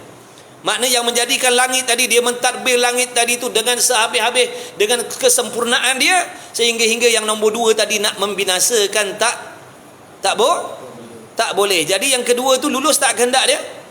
Kehendak dia nak membinasakan tadi lulus ke tidak? Tak lulus. Maka lemahlah juga tu. Hukumnya mustahil. Hukumnya mustahil. Makalah lemah ia daripada meluluskan kehendaknya. Maka apabila lemah satu, nescaya lemahlah juga yang satu lagi. Maka tak dapatlah sesuatu daripada makhluk ini. Tak ada sesuatu pada makhluk ini, hukumnya mustahil. Kerana mata kita sendiri dah menyaksikan yang dikatakan musyahadah tadi. Mata kita sendiri dah menyaksikan adanya alam ni. Menjadi dalil Allah Ta'ala itu bersifat dengan maha kuasa. Menjadi dalil bahawasanya Tuhan itu hanya satu. Di kita ni, kewujudan kita ni dalil tentang kesempurnaan Allah lah ni. Adanya kita ni dalil Tuhan kuasa. Adanya kita ni dalil Tuhan itu satu. Adanya kita dalil Tuhan itu tak serupa dengan makhluk. Adanya kita dalil Tuhan itu mendengar dan melihat. Jadi kita ni makhluk ni dalil yang menunjukkan, bukti yang menunjukkan tentang maha sucinya Allah Ta'ala dari sebarang jenis sifat kekurangan, dan adanya kita makhluk ni juga merupakan dalil yang menunjukkan bahawasanya Allah Ta'ala itu memiliki segala sifat kesempurnaan. Sama ada yang 20 yang wajib belajar ni ataupun yang lebih daripada tu lagi. Faham tak? Kita bukan beriktikad Allah ada 20 sifat je, faham? Yang 20 tu yang tak dapat, tidak. Yang fardu ain mesti kena belajar satu per satu berserta dengan dalil serta diiktikadkan.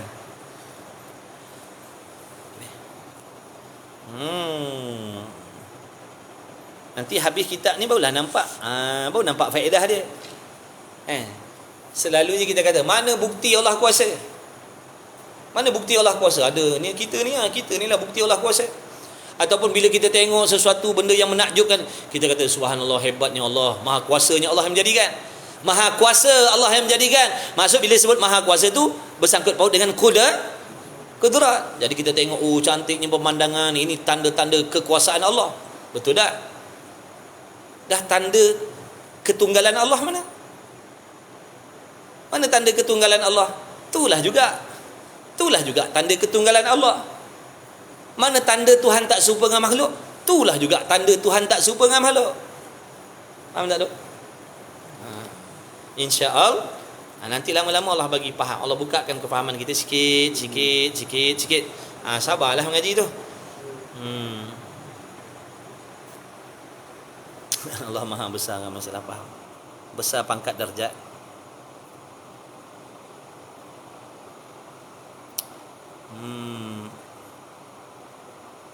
Ustaz boleh tunjuk kita sahabat-sahabat pondok? Tak boleh.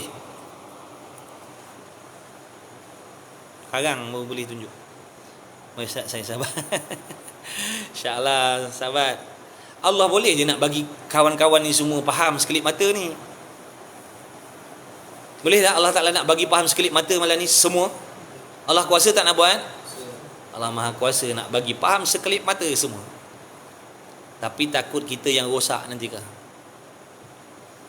Sebab tu dalam ibadat ni sahabat,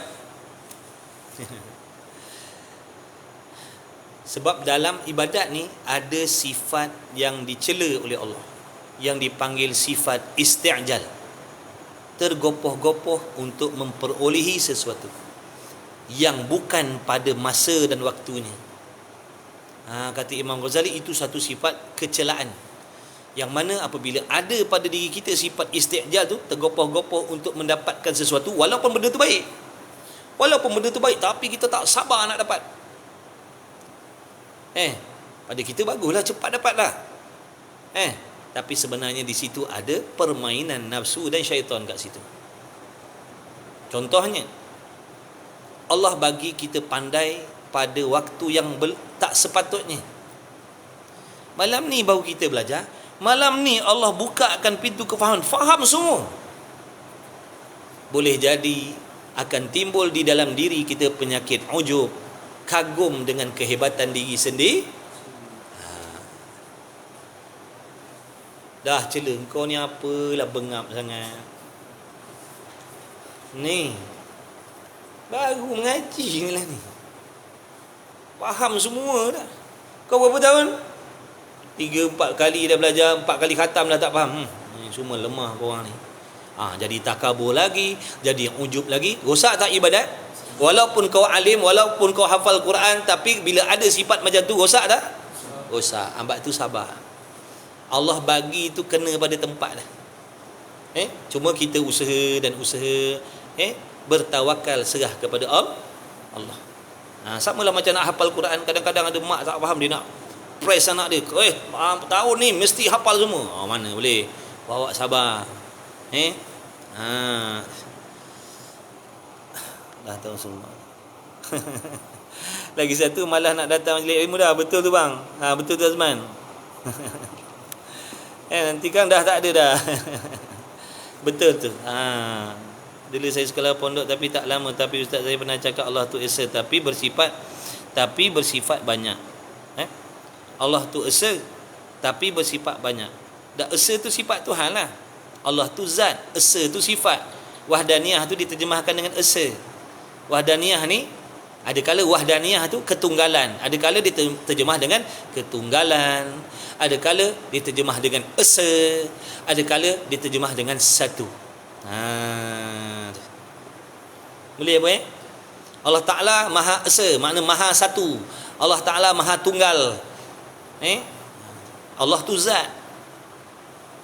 Allah tu zat yang bersifat dengan esa. Satu. Dah kosong nanti pondok Azroi semua dah tahu. Jadi kalau Ustaz ada masa terangkan maksud besar dalam Allah Maha Besar. Besar pangkat, sahabat. Besar pangkat dan darjat. Darjat ketuhanan tu yang besar, pangkat Allah tu yang besar. Maha agung, maha besar pangkat darjatnya. Bukan besar tubuh, bukan besar berjirim, bukan besar berjisim, bukan. Sebab ada fahaman yang mengatakan Tuhan ni kita tak boleh tengok sebab dia besar sangat. Tubuh ni jasadnya besar sangat, jirimnya besar sangat, sebab tu tak boleh nak tengok Tuhan tu. Inna lillahi wa inna ilaihi raji'un. Itu fahaman sesat, sahabat. Hati-hati. Maksud Allah Maha Besar, pangkatnya, darjatnya yang besar, bukan bertubuh, berjirim, berjisim. Betul-betul. Itulah Azman, penting kita belajar. Bila kita belajar, nampak tak Allah tunjukkan kita kesilapan, tunjukkan kita kelemahan. Jadi itu tanda Allah sayang kita. Tanda Allah sayang kita, Allah pilih kita duduk dalam majlis ilmu. Kalau kita tak belajar, tak tahu. Kalau kita duduk kat padang bola, mustahil nak dengar benda-benda macam ni. Duduk kat court badminton, boleh jadi mustahil nak dengar benda-benda macam ni. Duduk dalam majlis ilmu baru dapat dengar. Nampak tak tu? Oleh yang demikian, mengajilah mengaji. Main bola, badminton. Waktu mengaji. Nak main golf, mainlah golf. Waktu mengaji lah. Faham tak tu? Begitu. Itulah tanda Allah sayang kita. Alhamdulillah. Nikmat yang tak boleh nak beli. Orang ada 5 bilion pun dia belum tentu lagi dia boleh beli. Bukan belum tentu, memang takkan boleh nak beli nikmat taufik menuntut ilmu ni. Walaupun dalam tangan dia ada 5 bilion, ada 1 bilion, dia tak boleh nak beli taufik. Ya Allah, aku ada 5 bilion ni, aku nak beli taufik lah, kau jadikan aku orang belajar. Dah, kau takkan boleh beli nikmat taufik ni. Sebab tu benda yang sangat mahal macam ni, yang tak boleh nak dibeli ni, yang tak ternilai ni, tiba-tiba Allah bagi pada antum, Allah bagi pada kamu ni, Allah bagi dengan percuma sahaja. Adakah kamu tak rasa bertuah? Sedangkan kalau dalam tangan kamu ada 1 bilion, kamu tak akan dapat beli nikmat taufik tu. Sebab tu kita, sahabat, kena rasa bertuah. Alhamdulillah ya Allah. Benda yang begini punya mahal, yang tak boleh nak diletak nilai, tiba-tiba kau bagi aku dengan percuma ya Allah. Aku bukan orang baik, aku lupa, aku leka, aku lalai, banyak dosa, banyak maksiat, tapi kau bagi benda. Inilah kata kasih sayang Allah. Dia maha kuasa, maha menghendaki nak bagi kepada siapa-siapa pun nikmat yang dia nak bagi siapa. Itulah dia Tuhan. Supaya kita berasa betapa mujur dan bertuahnya aku ya Allah. Barulah akan timbul rasa sayang dengan Allah, rasa cinta dengan Allah, rasa kasih dengan Allah. Dalam kita keadaan kita lupa, leka, lalai, tapi Allah bagi juga benda yang tak boleh nak beli. Nampak tak? Perasan tak? Sebab tu, sahabat, Alhamdulillah, syukur kita. Salah Ustaz kalau kita tak belajar lebih lagi, tapi saya percaya apa yang Ustaz cakap dan faham. Salah Ustaz kalau tak belajar lebih lagi, tapi saya percaya apa yang Ustaz cakap. Jangan percaya apa yang Ustaz cakap ni. Ini benda ni ulama yang duk tulis dalam kitab ni, akidah kita ahli sunnah wal jamaah. Cukup dengan belajar sebuah kitab ni, bila kita faham molek-molek, maknanya lepas dah tuntutan fardu ain kita. Jangan dengan kita menghafal tanpa menghuraikan tu, kita tak nak belajar. Tak boleh. Kita wajib belajar 20 tu satu persatu, dihuraikan satu persatu supaya kefahaman dia lengkap, kefahaman dia sempurna, supaya hilang kesamaran dan keraguan, sehingga kita boleh membezakan yang mana satu sifat Allah, yang mana satu sifat makhluk, yang mana satu perbuatan Allah, yang mana satu perbuatan makhluk, yang mana satu zat Allah, yang mana satu zat makhluk. Tu tujuan mengaji ni. Tu tujuan mengaji sifat 20 ni. Ijma' ulama kata wajib belajar. Paling tidak 20 ni tak boleh tidak, mesti. Kerana ini sebagai dasar dan asas Akidah. Kalau kita hanya menghafal wujud kidam bakok, wujud tu maknanya ada, bakok tu maknanya kekal, kidam tu maknanya sedia, tanpa kita mengerti ertinya dan maksudnya serta dalilnya, tak lepas fardu ain. Makna berdosa kalau tak belajar. Jadi kena mengaji sahabat. Kalau sahabat dah mengaji, maknanya dah faham molek-molek kitab tauhid mana-manalah, tak kisahlah Misbah Munir ke Faridatul Faraid ke mana ke, dah belajar tak ada, tak ada masalah. Tapi kalau tak, kita hanya menghafal je wujud kidam bakok, tapi apa makna wujud entahlah. Kekal Allah tu apa maksud kekal Allah? Kekal lah, dah lama ada. Tu salah lah tu. Ajak mengaji tak nak, ajak mengaji berasa dah tahu. Contoh, saya nak bagi contoh. Ada kawan ajak mengaji tak mau, tapi bila ditanya Allah bersifat sedia kala, Allah bersifat sedia kala tak? Ya, Allah bersifat sedia kala. Apa maksud Allah bersifat sedia kala? Allah tu dah lama lah ada. Nampak tak? Dia jawab Allah tu dah lama lah ada. Ni kata salah faham. Ini namanya salah faham. Sedia kala bukan maksud dah lama ada. Sedia kala dengan makna tidak ada permulaan. Ini yang kata marilah belajar. Tapi tak nak. Nak buat macam mana? Rupanya salah lah kalau dah lama ada. Dah lama ada tu sifat makhluk. Betul. Sekolah tak boleh, dia kena 2 kolah bang. Sekolah tak boleh, dia kena 2 kolah. Ni 2 kolah lah ni. Sekolah tak cukup, masuk tarik cicak mutanajis. Faham? Kau belajar tak bekah? Sahabat, sekolah kan air sekolah. Air kalau kita dalam belajar bab taharah kan, bab bersuci, air sekolah. Air satu kolah. Air satu kolah ataupun kurang ni kalau jatuh najis, walaupun tak berubah bau, warna dan rasa, dia jadi mutanajis. Tak boleh ambil wuduk dah. Kena buat siram pokok bunga je. Tapi kalau air 2 kolah, dia ada kebal sikit. Walaupun jatuh najis, selagi tidak berubah bau, warna dan rasa, boleh buat wuduk, boleh ambil wuduk, boleh angkat hadas besar dan sebagainya. Itulah ibaratnya ilmu 2 kolah tadi tu. Jangan memada dengan ilmu sekolah tu. Saya malas lah nak belajar sebab dulu sekolah dah belajar dah kat sekolah dulu. Jangan sekolah kena 2 kolah. Faham tak tu? Inilah 2 kolah. Kena ngaji di masjid, kena ngaji juga kitab-kitab macam ni, meskipun dulu di sekolah dah belajar agama. Sebab kat sekolah itu terlalu asas dan ada banyak dia punya sakatan pelajaran dia.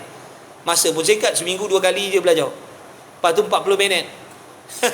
Kadang baca buku sendiri. Jadi untunglah.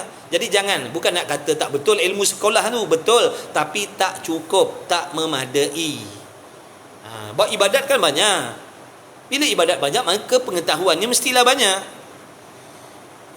Kita ni kadang-kadang kita tak nak belajar agama sebab dah memada tadi. Aku dah dulu kat sekolah dulu dah belajar agama dah.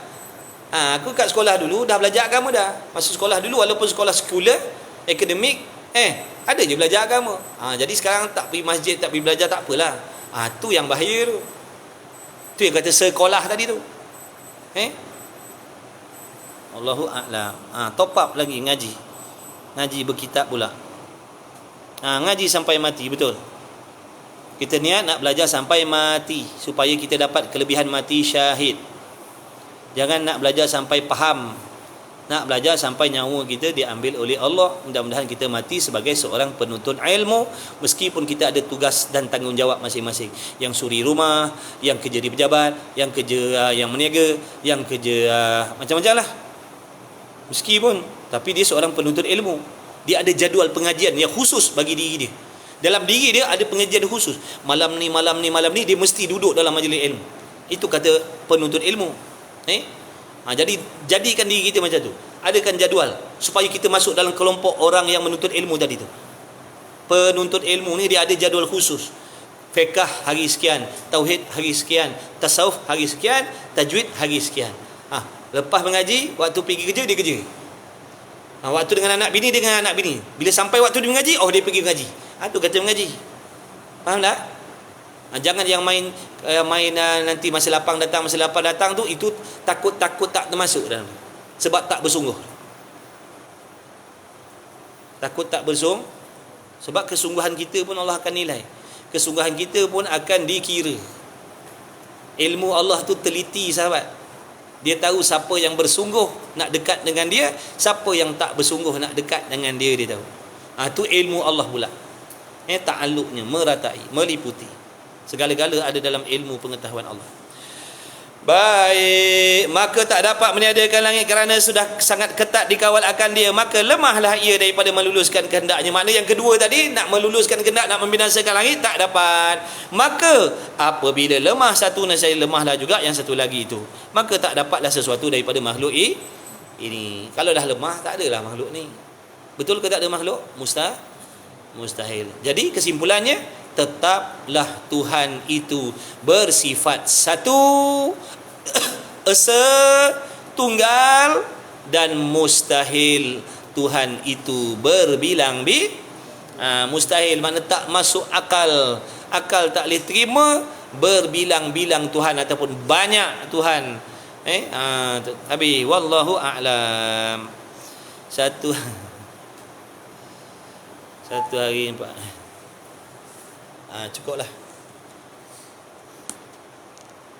InsyaAllah. Saya pernah dengar Ustaz cakap kita tak boleh sebut Allah itu satu sebab lepas angka satu tu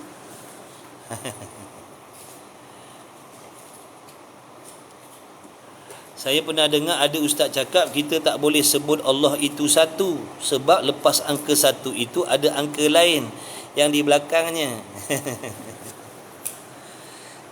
Kita bukan itu nombor bilangan. Satu. Sebab tu apa maksud satu? Satu tu dipanggil sifat, satu tu dipanggil sifat salbiyah. Satu, wahdaniyah tu sifat salbiyah. Apa maksud sifat salbiyah? Sifat yang kita tidak akan mengerti maksudnya kecuali dengan menafikan perkara yang tidak layak dengan zat Allah. Itu yang dimaksudkan dengan sifat salbiyah. Contohnya sifat satu.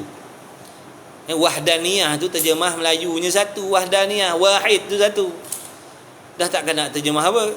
Dah kita Melayu terjemah satu lah. Orang Arab dia tak terjemah satu. Cakap dengan ustaz tu. Tanya ustaz tu, kalau kita orang Melayu nak terjemah wahdaniyah, nak terjemah macam mana? Kalau tak boleh satu, nak terjemah dengan wahdaniyah. Wahdaniyah tu apa ustaz? Wahdaniyah tu wahdaniyah. Apa benda wahdaniyah? Wahdaniyah tu Melayu. Wahdaniyah tu wahdaniyah. Itu Arab ustaz, Melayu ustaz. Terjemah Melayu ustaz. Kalau orang putih wahdaniyah dia terjemah dengan one. Kalau India satu apa? Una. Kalau Cina satu i. Contohlah. Itu terjemah bahasa saja. Bukan bermaksud bila kita kata Tuhan tu bersifat satu, maknanya ada Tuhan yang kedua, ada Tuhan ketiga. Dah, bukan maksud begitu. Satu tu maknanya apa? Satu. Maksud satu ialah tidak berbilang-bilang. Sebab tu satu tu erti. Satu tu erti. Erti wahdaniyah, terjemah Melayu. Wahdaniyah Arab, terjemah Melayu satu. Apa maksud satu? Yang dikehendaki dengan satu tu apa? Tidak berbilang-bilang. Tidak berbilang-bilang, itulah yang dimaksudkan dengan satu. Tidak berbilang-bilang, itulah yang dimaksudkan dengan satu. Contohnya apa lagi sifat salbiah? Baqo bahasa Arab, terjemah Melayu kekal. Apa yang dimaksudkan dengan Allah bersifat kekal?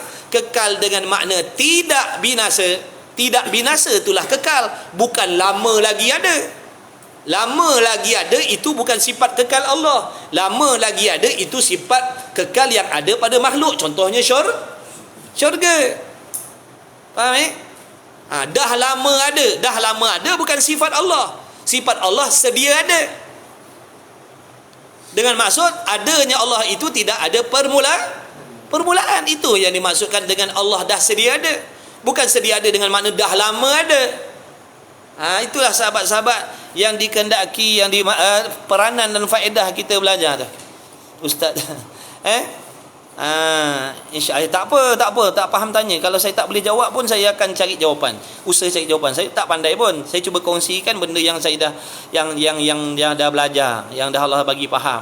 Biasalah tu. Nak faham, jumpa tak faham dulu. Daripada kesilapan tu kita akan ingat lama. Betul? Kita buat silap, tiba-tiba ada orang tegur. Kita akan ingat lama benda tu. Tak apa, tak ada masalah. Tak ada masalah. Alhamdulillah Allah bagi faham. Asbab ni usaha ikhtiar kita. Allah usaha kita, usaha je lah. Terang sini, terang situ, contoh sini, itu usaha kita. Ada pun yang bagi faham tu Allah. Jangan lupa. Sahabat-sahabat jangan pandang saja. Pandanglah nikmat Allah yang memberi kefahaman. Yang kita nampak ni asbab saha, asbab yang tak boleh memberi bekas. Padahal Allah Maha Kuasa, kita bagi faham pada kita tanpa kita belajar pun Allah kuasa memberi faham segala jenis ilmu. Tapi kita rugilah tak dapat pahala. Faham dapat, pahala tak dapat.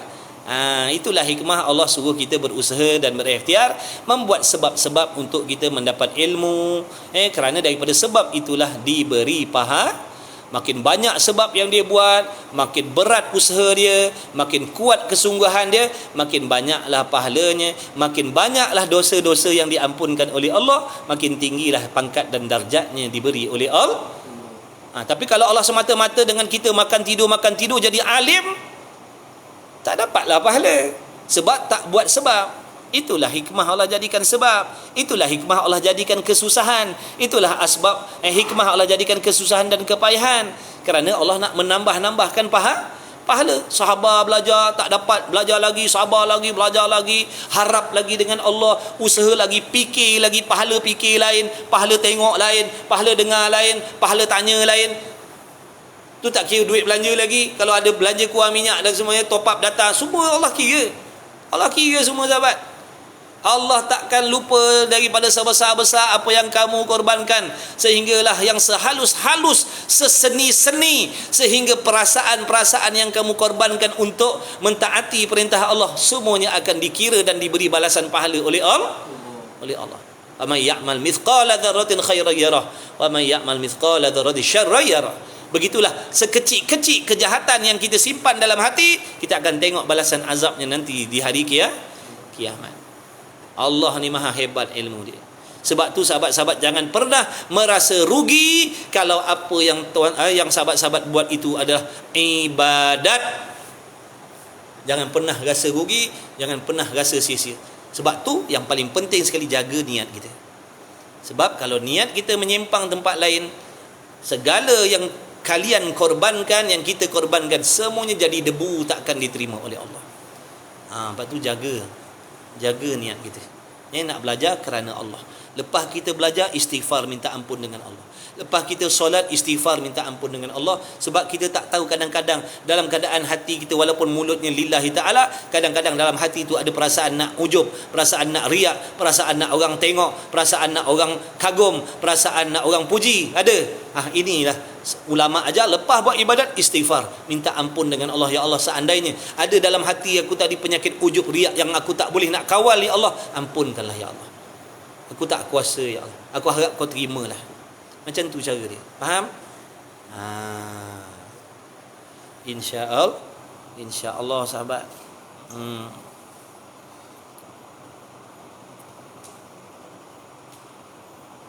Benar. Belas kasih sayang Allah je Allah jadikan kita ni. Abdul Hakim. Cuba kita tengok. Okey, wallah dah habis dah kitab tu. Tanda situ lah. Cuba kita tengok, cuba kita renung, cuba kita fikir. Saya dan sahabat-sahabat yang ada dalam ni, betapa bertuahnya. Sedar tak sahabat-sahabat dalam ni pilihan atas pilihan Allah. Sahabat-sahabat ni boleh-boleh, yang ada nak berehat silakan. Yang nak berehat silakan. Yang dah ada suami apa benda nak berehat silakan. Kalau nak mengaji malam-malam ni kena minta izin dengan suami dulu. Kita ni pilihan atas pilihan sahabat. Baik, kita cerita dia macam ni. Kenapa saya kata pilihan atas pilihan? Kita ni makhluk tak? Kita ni dipanggil mungkin kan? Mungkin, yakni sesuatu yang harus Allah jadikan dan harus Allah tidak jadikan. Itu mungkin. Bila sebut mungkin, kita manusia, batu, kayu, binatang, setan, jin, iblis semua sama. Namanya mungkin. Jadi kita ni dalam kumpulan mungkin, sahabat. Kita ni dalam kumpulan mungkin. Makna benda yang harus dijadikan oleh Allah. Sama tarafnya dengan setan, jin, iblis, batu, kayu, binatang, tumbuhan. Mungkin namanya. Tiba-tiba Allah kehendak, sedia kala lagi Allah kehendak saya dan kawan-kawan semua ni, Allah kehendak menjadikan mungkin ataupun makhluk yang bernama manusia. Nampak tak? Jadi dalam kalangan mungkin tadi, Allah pilih kita ni jadi manusia. Lepas tu, dalam keadaan kita ni manusia banyak dah. Banyak manusia, berbilion-bilion manusia. Tiba-tiba kita ni tidak dijadikan, Allah tak kehendak menjadikan kita manusia yang menjadi umat Nabi Allah Adam, umat Nabi Allah Isa, umat Nabi Allah Musa, umat Nabi Allah Nuh, umat Nabi Allah Lut.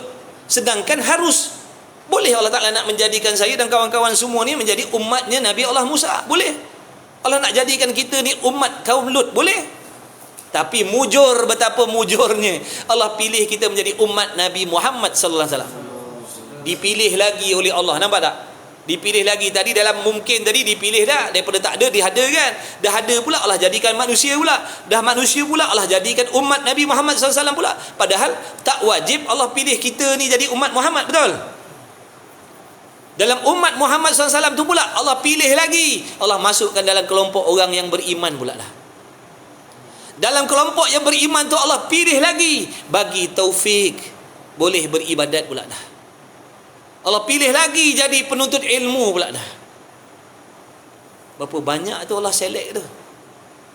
Padahal tak wajib pun Allah pilih kita menjadi manusia. Subhanallah. Baru kita tengok situ betapa besarnya pertolongan Allah pada diri kita. Betapa besarnya pilihan, maknanya keuntungan yang kita dapat tadi. Padahal kita tak pernah pun doa, ya Allah, kalau kau jadikan aku besok, kau jadikanlah aku umat Nabi Muhammad SAW. Kalau andai kata kau nak ciptakan aku besok, Allah, kau ciptakanlah aku jadi umat Nabi Muhammad SAW yang beriman, yang beribadat. Tak pernah minta. Tak pernah minta. Ni yang seperti mana yang sahabat tadi kata, semata-mata belas ihsan Allah je. Setakat ni sahabat, setakat ni. Besok lusa, malam garang, besok lusa tak tahu. Mana kita pula, berapa ramai orang yang Islam Allah tukar jadi kafir, betul? Betul tak? Sebab tu jangan sombong. Sebab tu rasa bersyukur, alhamdulillah ya Allah, kau jagalah nikmat ni Allah. Aku sayang nikmat ni Allah, jagalah. Janganlah kau tarik balik. Sebab tu kita kata, Rabbana la tuzigh qulubana ba'da idh hadaitana. Jangan kau tarik balik ya Allah petunjuk yang kau dah bagi ya Allah. Padahal kau boleh tarik. Kalau kau nak, kau boleh tarik. Setaat mana pun kita malam ni, setaat mana pun kita buat ibadat malam ni, Allah Maha Kuasa tarik, bertukar daripada beriman jadi kufur dengan Allah. Tak mustahil. Sebab tu jangan sombong. Jangan sombong. Kena sentiasa ingat ini semua anugerah Allah. Aku tak ada kuasa, aku tak ada upaya. Dan saling hormat orang lain. Jangan mentertawakan orang yang belum dapat hidayah. Jangan mentertawakan orang yang duduk dalam maksiat. Jangan mentertawakan. Bahkan doakan kepada kebaik. Sebab kita dengan dia sama je. Cuma kita ni kira beruntung sikit je. Allah nak bagi taufik kita, boleh semayang, boleh mengaji. Padahal besok Allah boleh cabut. Allah boleh ambil balik taufik ni. Tukar kita jadi ahli maksiat. Daripada kuat semayang jadi penzina, wal'iyadzubillah min zalik. Daripada kuat mengaji jadi peminum arak. Tak mustahil sahabat. Tak mustahil. Sebab tu jangan dalam genggaman Allah, betul, dalam ta'alluq qabdah Allah. Genggaman tu makna dalam qabdah Allah. Sebab tu kalau kita suka mencela-cela ahli maksiat, mentertawa-tawakan ahli maksiat, kalau Allah tak balas kemaksiatan tu atas diri kita, Allah akan balas atas keturunan kita besok. Jaga baik-baik. Jaga baik-baik. Dulu kau sombong, dulu kau ketawakan orang yang aku tak bagi taufik, padahal Allah nak bagi taufik, boleh tak? Allah nak tukar dia jadi lebih baik pada kita, boleh tak? Boleh. Ketaatan kita ni sebahagian daripada ujian Allah. Allah nak uji, adakah dengan ibadat, dengan ketaatan kita, kita jadi hamba yang sombong? Maksiat itu juga ujian daripada Allah. Adakah dengan maksiat tadi kau jadi putus asa daripada nak mencari redha Allah? Jadi kedua-dua ni ujian. Maka orang yang dah diberi taufik, bersyukurlah. Sedarlah itu semata-mata belas kasih sayang Allah semata-mata. Dan yang sedang diuji oleh Allah dengan maksiat, jangan berputus asa daripada rahmat Allah. Allah Maha Kuasa menukarkan kamu menjadi waliullah dalam sekelip mata. Tapi kenapa Allah tak kehendak?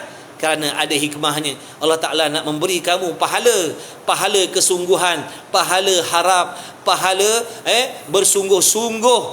Itu semua pahala. Merasakan diri hina, merasakan diri berkehendak, berhajat, bergantung kepada Allah. Itu hikmah. Nampak tak tu? Mudah-mudahan kita kena ingat selalu. Mudah-mudahan Allah jaga hati kita semua sahabat. Jangan lupa saling doa mendoakan.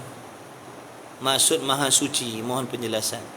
Maha Suci itu dengan makna Maha Suci itu dengan makna Maha Suci dengan makna tidak ada sekali-kali. Maha Suci Allah, kita kata apa?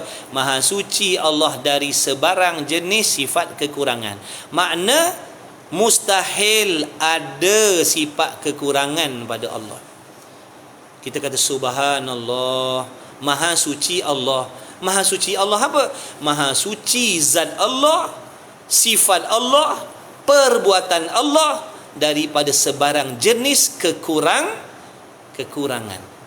Maha Suci itu maknanya tidak ada sekali-kali. Boleh tak, Abu? Pada mengantuk, Abu? Gebil kau. Sekejap lah. Kau je nak tidur, buta tidur. Lepas tu sekejap lah nak tidur, pergi lah tidur.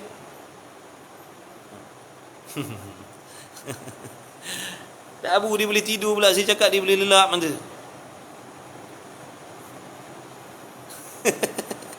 Elok Abu. Apa Abu? Baik-baik sahabat. Yang saya boleh jawab, saya jawab lah. Saya tak tahu, saya tak tahu. Itu maksud Maha Suci. Maha Suci dengan makna tidak ada sekali-kali. Tidak ada sekali-kali.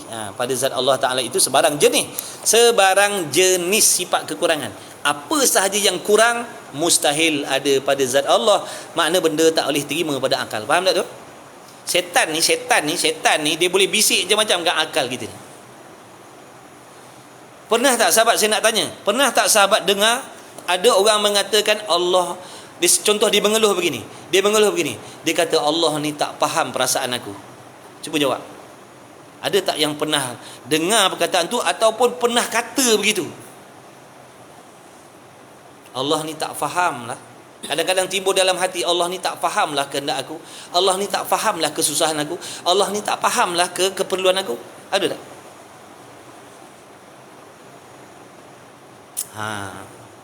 Kan? Sedar tak perkataan tak faham itu kekurangan? Faham ke tidak? Tak faham itu adalah salah satu daripada jenis kekurangan. Nah, maka apabila kita tak tahu, kita akan meletakkan benda tu pada Allah, padahal itu sifat mustahil bagi Allah. Tak faham ni yang sama jenis dengan jahil. Jahil. Sebab tu bila kita terjemah Maha Suci zat Allah daripada sifat jahil dan yang seumpama jahil. Yang seumpama jahil tadi itulah. Tak tahu, tak faham, tak reti. Allah tu tak reti, Allah tu tak faham, Allah tu tak tahu. Na'udzubillah min zalik. Sesungguhnya kamu telah meletakkan sifat kekurangan pada zat Allah yang Maha Suci dari kekurangan. Kamu dah mensifatkan Allah dengan kurang tu. Wal'iyadha billahi min zalik. Itulah fungsi dan peranan dan faedah kita belajar sifat 20 ni sahabat. Ini yang saya sangat-sangat nak kongsikan benda ni. Ini yang sangat-sangat saya nak kongsikan benda ni. Sebab saya nampak dan saya tahu betapa besar musibah, betapa besarnya bahaya kalau tak faham masalah tauhid ni. Kita sedar berasa macam beriman. Kita solat kita berasa macam beriman. Rupa-rupanya kita solat tanpa iman. Solat tanpa memiliki akidah yang betul maksudnya. Bukankah kita dah belajar dulu di awal kitab ni sahabat? Awal kitab ni dia dah membezakan apa Islam, apa iman. Islam lain, iman lain. Islam tu bermaksud perbuatan zahir. Solat itu Islam. Adapun iman, pegangan yang betul terhadap Allah. Akidah yang betul terhadap Allah. Tapi kalau seseorang tu dah beriktikad bahawasanya Allah itu tidak faham, adakah itu akidah yang betul? Dipegang, dalam hati dia pegang, dalam hati dia percaya Allah ni tak faham. Sofian, Allah tu tak faham, dia cakap. Adakah itu pegangan yang betul atau salah? Salah. Tapi dia solat, nampak tak? Dia tak sedar sambil dia solat memiliki akidah yang salah terhadap Allah. Dia merasakan dia beriman. Wal'iyadha billah min dhalik. Nampak tak betapa besarnya fitnah dan bahaya jahil ni. Lebih-lebih lagi jahil akidah ni. Jahil ilmu akidah. Sebab tu sahabat, belajarlah sungguh-sungguh. Belajar sungguh-sungguh. Tolong jangan harapkan kuliah saya saja. Tolong jangan harap kuliah saya saja. Mana-mana dengar kitab tauhid sifat 20, ngaji. Pergi ngaji. Ramai ada orang-orang yang lebih pandai daripada saya lagi. Ada orang yang lebih jelas keterangan dan penjelasan dia lagi. Ilmu ni kena banyak mengaji, kena selalu dengar. Insya-Allah cepat faham. Jangan harapkan saya saja. Saya tak pandai. Banyak masalah kadang-kadang orang tanya saya tak boleh nak jawab. Ustaz kuliah setiap malam Khamis ke? Tak. Setiap hari. Setiap hari ada kelas. Siang pun ada, malam pun ada. Betul tu Abah selembar. Kita semua. Jadi Allah nak, jadi apa hikmahnya sahabat? Sahabat nak tahu tak apa hikmah dia Allah jadikan dulu kita tak tahu? Malam ni baru yang tersedar, malam ni baru ada yang tersedar, malam ni baru ada yang tersentak, malam ni baru ada yang nampak betapa pentingnya dan betapa bahayanya tak belajar ilmu ni, sedangkan ni ilmu fardu ain. Ilmu fardu ain ni sepatut dipelajari sebelum balik lagi. Sebelum kita diwajibkan ibadat lagi. Sebab tu sebenarnya belajar fardu ain ni sebelum balik lagi sahabat. Sebelum balik lagi, patutnya kita dah tahu, dah faham, dah gerti tentang solat, tentang akidah, tentang nak bersihkan hati, tentang bacaan Quran. Supaya bila sampai sahaja kita balik, terus amalan kita betul dan diterima oleh Allah. Cuba kita bayangkan, ini ilmu ni sahabat sepatutnya kita belajar waktu kita belum balik dulu. Waktu umur kita 12 tahun, 10 tahun dulu. Sekarang cuba kita tengok umur kita dah berapa sekarang? 40, 30, 50 baru nak belajar. Tak apa, ada hikmah dia. Ada hikmah dia. Allah nak bagi kita pengajaran, Allah nak bagi kita kefahaman, Allah nak bagi kita pelajaran. Betapa rugi dan bahayanya kalau tak belajar ilmu-ilmu fardu ain dan khususnya ilmu akidah ni daripada awal umur balik. Dan jangan risau sahabat, bertaubat kepada Allah, mengaku bersalah dengan Allah atas kelemahan dan kelekaan dan kecuaian kita. Dan bermula daripada saat dan ketika ini, jangan, makna kita kena pastikan generasi kita, anak-anak kita dan keturunan kita tidak mengambil remeh-temeh dengan itu pelajaran sebenar yang Allah nak bagi kita. Allah nak bagi kita rasa betapa pedihnya, betapa pahitnya, betapa pedihnya, betapa menyesalnya, betapa ruginya kalau tak belajar. Boleh mengakibatkan rosak amal ibadat. Betul? Supaya kita jadi sedar. Supaya kita ambil berat anak-anak kita jangan tak belajar tauhid. Jangan jadi macam mak, jangan jadi macam bapa, jangan jadi macam abang. Dah lama baru nak belajar benda ni, tak sedar, tak tahu rupanya selama ni duduk dalam akidah yang salah. Abang tak nak, mak tak nak, ayah tak nak kamu jadi macam ni. Cukup ayah dah lalui dah. InsyaAllah mulai diri dia akan lahir generasi yang akan mengambil berat dengan asbab yang Allah jadikan pada diri dia tadi. Jadi baik tak Allah? Allah Maha baik. Allah Maha bijak dalam nak memberi pengajaran dan pelajaran. Kita kembali kepada Allah, bertaubat banyak-banyak. Bertaubat banyak-banyak. Macam mana kalau orang tuanya dulu tak hantar anak pergi belajar fardu ain? Kita lah sekarang kena belajar. Jangan salahkan orang tua. Boleh jadi orang tua kita tak ada apa? Dia tidak ada kemampuan. Boleh jadi dia maknanya tidak ada kesenangan pada waktu tu. Jangan kita belajar menyalahkan orang lain. Jangan kita belajar meletakkan kesalahan pada orang lain. Kita diberi akal kan? Kita nak tolong mak ayah kita dah? Kita nak tolong tak mak ayah kita? Kita nak ringankan tak beban mak ayah kita di padang mahsyar besok? Kita nak ringankan tak soalan Allah Ta'ala yang Allah akan tujukan pada mak bapak tentang diri kita? Kita nak ringankan tak urusan tu? Kita kena bertindak, belajar bersungguh-sungguh. Kerana ni sahabat-sahabat yang sedang belajar ni, sebenarnya sedang meringankan beban ibu bapanya di hari kiamat besok. Ibu bapa kalian takkan ditanya tentang kalian sekiranya sekarang kalian belajar dan memperbaiki amal ibadat. Mak bapak kalian makna akan mudah nak menjawab besok. Yang sukar anak-anak yang jauh dengan Allah, anak-anak yang tak solat, anak-anak yang tak mengaji, anak-anak yang buat maksiat, ini akan menyukarkan urusan mak bapak di hari kiamat besok. Sebab tu kita yang dah diberi akal fikiran ni ambil jalan sendiri. Walaupun mak bapak kita dah tak ada, belum terlambat nak tolong mak bapak kita lagi. Belum terlambat lagi nak tolong mak bapak kita meskipun mak bapak kita dah meninggal dunia dah.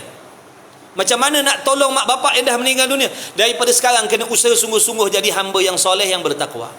Kerana setiap perbuatan baik, ibadat yang sahabat-sahabat buat, mengaji dan beramal ni, semuanya sampai pahalanya kepada almarhum, almarhumah dan mak bapak kita yang arwah ni tahu daripada mana datangnya pahala ni, daripada anak yang mana datang pahala ni, dan menggembirakan mereka, membahagiakan mereka yang sedang berada di alam barzah.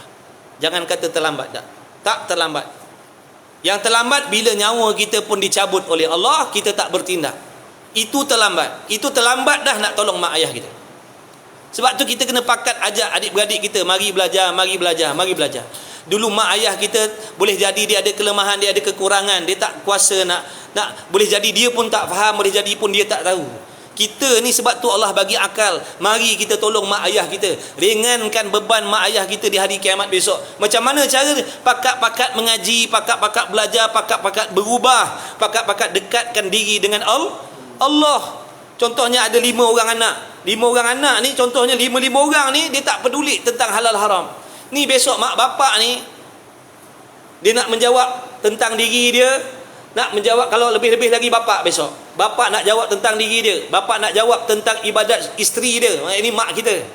Kemudian mak bapak kita juga nak jawab tentang ibadat anak yang 5 orang tadi.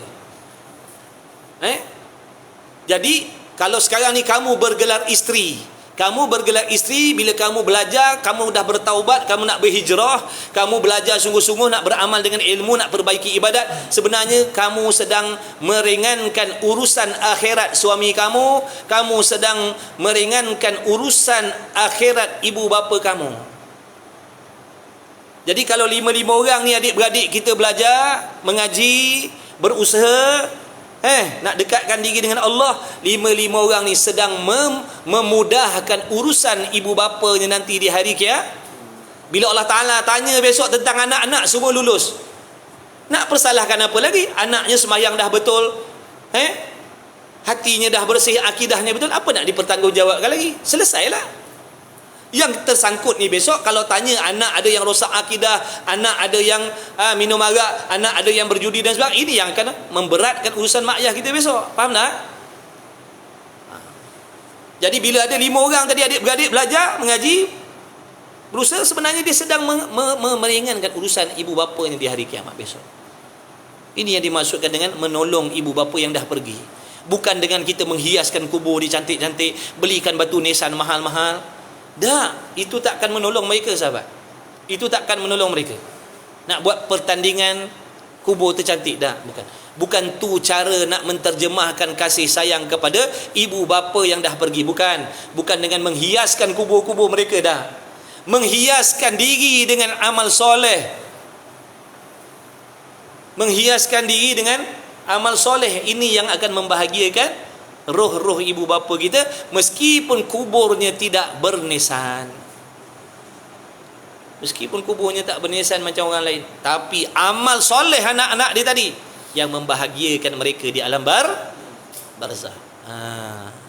Insya-Allah. Semuanya ada hikmah. Allah nak suruh kita sedar betapa lemahnya kita. Nampak tak kita lemah? Kalau kita hebat, kenapa dulu kita tak boleh bawa diri kita sendiri belajar dan sebagainya? Nampak tak kita betapa bergantungnya dengan Allah tu? Nampak tak kalau Allah tak tolong kita, kita akan duduk dalam kehinaan? Ini sebenarnya Allah nak didik kita, sahabat, supaya hati kita sentiasa sedar yang kita ni dalam apa jua hal keadaan sekalipun bergantung dengan Allah, sedar ataupun tidak. Kalau kita hebat, kenapa dulu kita tak belajar? Kenapa dulu kita tak belajar kalau kita hebat? Kenapa sekarang baru kita sedar? Kenapa tak sedar daripada dulu? Itulah menunjukkan kita Itu menunjukkan kita berhajat kepada pertolongan Allah. Allah nak didik hati kita itu supaya menjadi hamba yang sedar diri. Yang sedar dirinya apa juga keadaan sekalipun, daripada kecil sampailah sekarang ni, tak pernah terlepas daripada berharap, bergantung dengan Allah. Di antara benda yang Allah nak ajar kita, supaya dalam diri kita ni ada hati yang baik. Hati yang baik dengan Allah, hati yang kenal Tuhan. Insya-Allah mengaku dengan Allah, ya Allah, aku lemah, aku dhaif, aku minta ampun ya Allah, maafkan aku dulu aku lara, dulu aku leka. Membangsakan kelemahan dan kejahatan, kemaksiatan itu pada diri sendiri. Ampunkan aku ya Allah, mulai saat ini aku sedar dah, aku nampak dah ya Allah, aku nak baiki diri aku, dan mulai saat ini aku nak perhatikan anak dan keturunan aku supaya tak jalan seperti mana yang jalan aku dah lalu. Itu hikmah dia. Jadi bermula daripada dia besok akan ada generasi yang semuanya akan dekat dengan asbab ibu bapa yang diuji oleh Allah tadi. Faham tak, Abu? Wallahu a'lam. Wallahu a'lam. Insya-Allah sahabat, jadilah mudah-mudahan Allah memberi manfaat. Mudah-mudahan sahabat semua sihat afiat, dipermudahkan segala urusan dunia dan akhirat, dipanjangkan umur, diberi umur yang berkah, diberi rezeki yang luas, yang halal, yang berkah. Yang mudah-mudahan diluaskan rezeki antum semua jadi orang yang dapat menolong, membantu agama, menolong perjuangan agama. Mudah-mudahan Allah memberikan rezeki yang berkah insya-Allah, agar anak isteri kita mudah nak mendekatkan diri dengan Allah Subhanahu wa taala. Mudah-mudahan kita senantiasa dipilih oleh Allah, dihadirkan dalam majlis ilmu. Mudah-mudahan Allah Ta'ala membimbing zahir dan batin kita, zahir dan hati kita. Mudah-mudahan Allah bimbing kedua-duanya ke jalan yang lurus. Insya-Allah. Insya-Allah saling doa mendoakan. Jangan lupa kalau ada kawan-kawan kita, sahabat kita yang masih jauh, doakan. Mudah-mudahan mereka diberi taufik hidayah seperti mana yang Allah beri kepada kita. Kita nak juga kawan-kawan kita jadi orang mengaji. Kita nak juga kawan-kawan kita jadi orang belajar, supaya nanti masing-masing selamat balik akhirat, supaya nanti masing-masing amalnya betul dan diterima oleh Allah. Islam ni agama yang penuh dengan kasih sayang. Islam bukan agama yang mementingkan diri sendiri. Bila kita dapat taufik daripada Allah, kena ingatkan kawan-kawan kita yang belum dapat taufik. Doakan. Itu bukan kutuk, bukan ketawakan. Doakan. Insya-Allah. Bismillahirrahmanirrahim. Alhamdulillahirabbil alamin. Wassalatu wassalamu ala Rasulillah. Allahumma rabbana fa'na bima 'allamtana, rabbana 'allimna alladhi yanfa'una.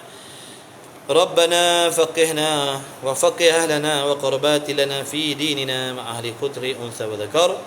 Wa sallallahu ala sayyidina Muhammad wa ala alihi wa sahbihi wa baraka wa sallam. Walhamdulillahi rabbil alamin. Amin ya rabbal alamin. dah. Bolehlah kau nak bersurai. Saya nak sembang-sembang dengan kawan-kawan ni sekejap 5 minit. Allah karim.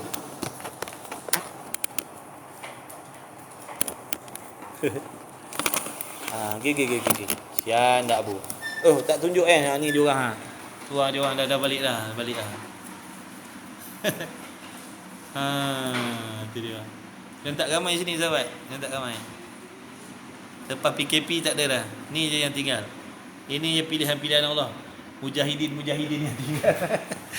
Mujahidin yang tinggal. Syuhada yang tinggal.